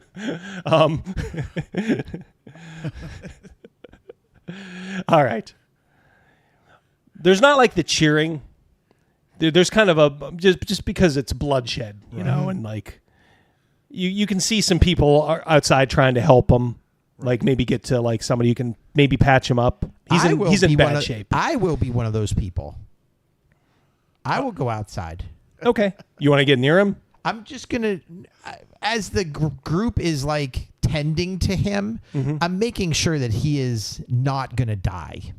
I'm not helping him and trying to save him. Yeah. I am bystanding. I do want to make sure that this guy is not a threat and not gonna die. Travis, thank you. Yep. Well, he dropped that inside. So he did, absolutely. Yeah, that's no concern to him. You see the couple of people that were, maybe from the inn that are kind of dragging him now away, and maybe a couple of bystanders. Crafty matches. Hey, Crafty, yeah, no problem. Yeah, thank you for bringing that to my attention, buddy. I just showed that. Yeah, it's what more can you say? Silliness, but yep. Thanks for stopping by. Always appreciated, Matt. Good to see you here. The others say, listen, you've done enough, meaning it with all sincerity. We'll take it from here. We'll make sure he gets, someone who can patch him up. Yep. I don't think he's going to die. You go in there, enjoy the night. Yep. In fact, the one, says to you, what's your assumed name? Craven. No, you're not. Dale. Dale. Craven and Dale. They say to you, Dale, enjoy Simona. Oh. That is a beautiful name. I feel like the guy. Do you remember Drew in Office Space? Yeah. She gets around. She gets around.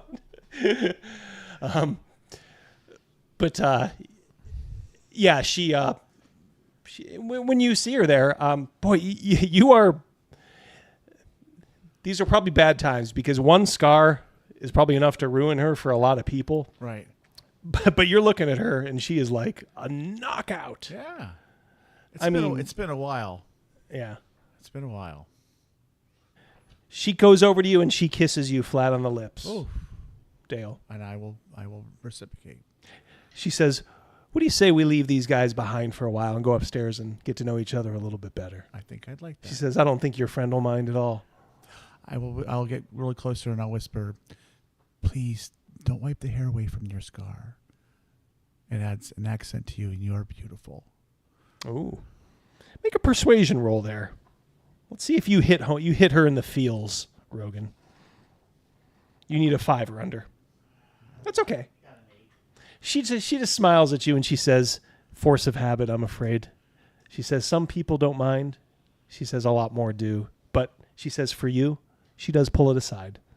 She kind of quaveringly, just says, there you go. And then she takes your hand as you head upstairs. Yep. As she's passing by you, Craven, she gives you a wink. And then from the kitchen, Adeline kind of shakes her head with approval, kind of like, you guys are incredible. If I see Otto, if he sees me, I'll go, thumbs up. The last thing you see, and before we stop for the night, is the bard Armand, saying, ladies and gentlemen, can we have more drama than this? I promise I will write a song about this. And until then, enjoy this. This one is about my friend Wymond and his doomed expedition to the Forgotten Kingdoms in the East. Strum. And we'll leave it there.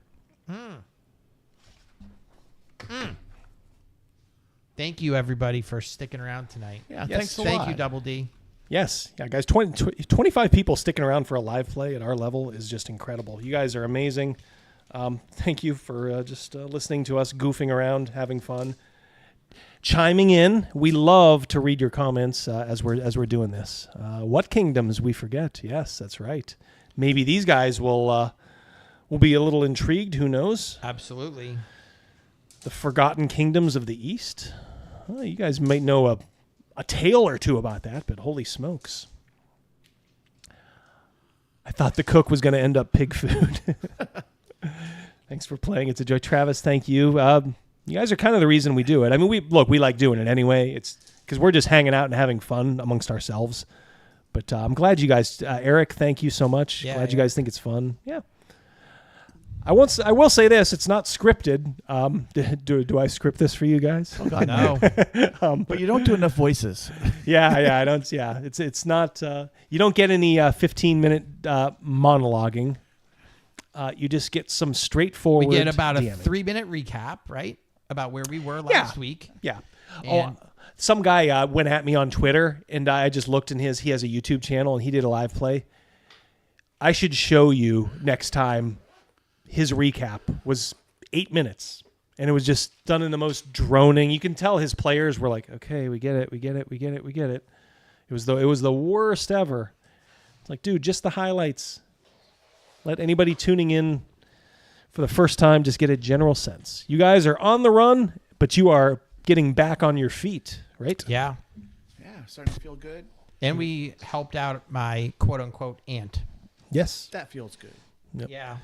But you have the stain of blood on your hands. That's not... I don't know how your character would feel about it, but you definitely murdered that guard in cold blood. And you murdered the abuser. Yeah. Yeah, so you both have kind of blood on your hands, but how much it affects you, well, that's up to you guys. But I also don't want you guys to forget like what you did, because those are, pretty raw. Well, those are life-changing things. Yeah. That guy would have never killed anybody. Yeah, so just keep in the back of your mind and react how you wish to react. Yeah. But don't forget it, is all I'm saying. Let's see. I got to go. All right, well, 10:21. Thanks, guys. Love you all. Yep. Going to take us out to the intro. Do you guys deserve some Holy Diver tonight? Let's leave. Let's end it with Holy Diver. Yeah. You guys have been good boys and girls. See you, divers. See you, guys are divers. fantastic. You're the best. Yep. Love you all. See you guys next week. Take care. Peace. Whoops. It might help if I had the right.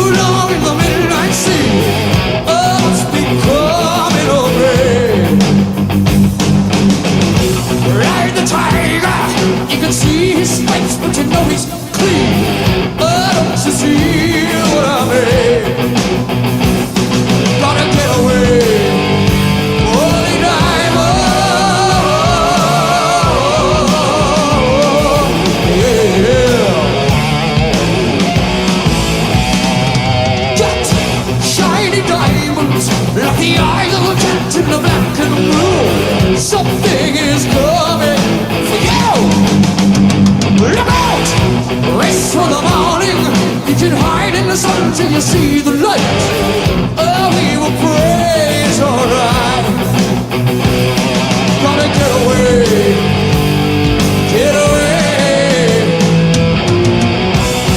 between the velvet lies. There's a truth that's hard as steel, yeah. I'll say the veils will never die. That's all.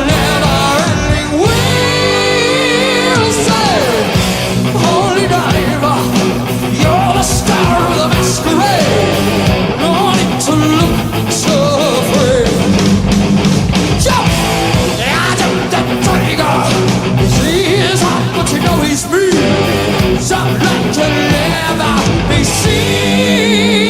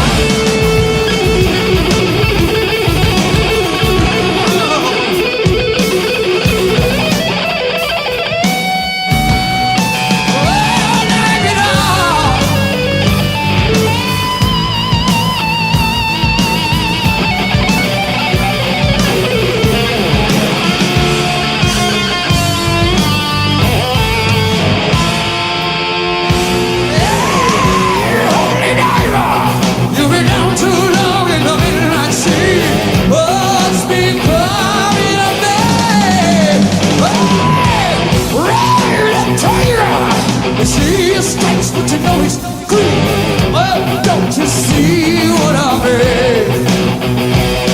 Gotta get away. I get away. Gotta get away.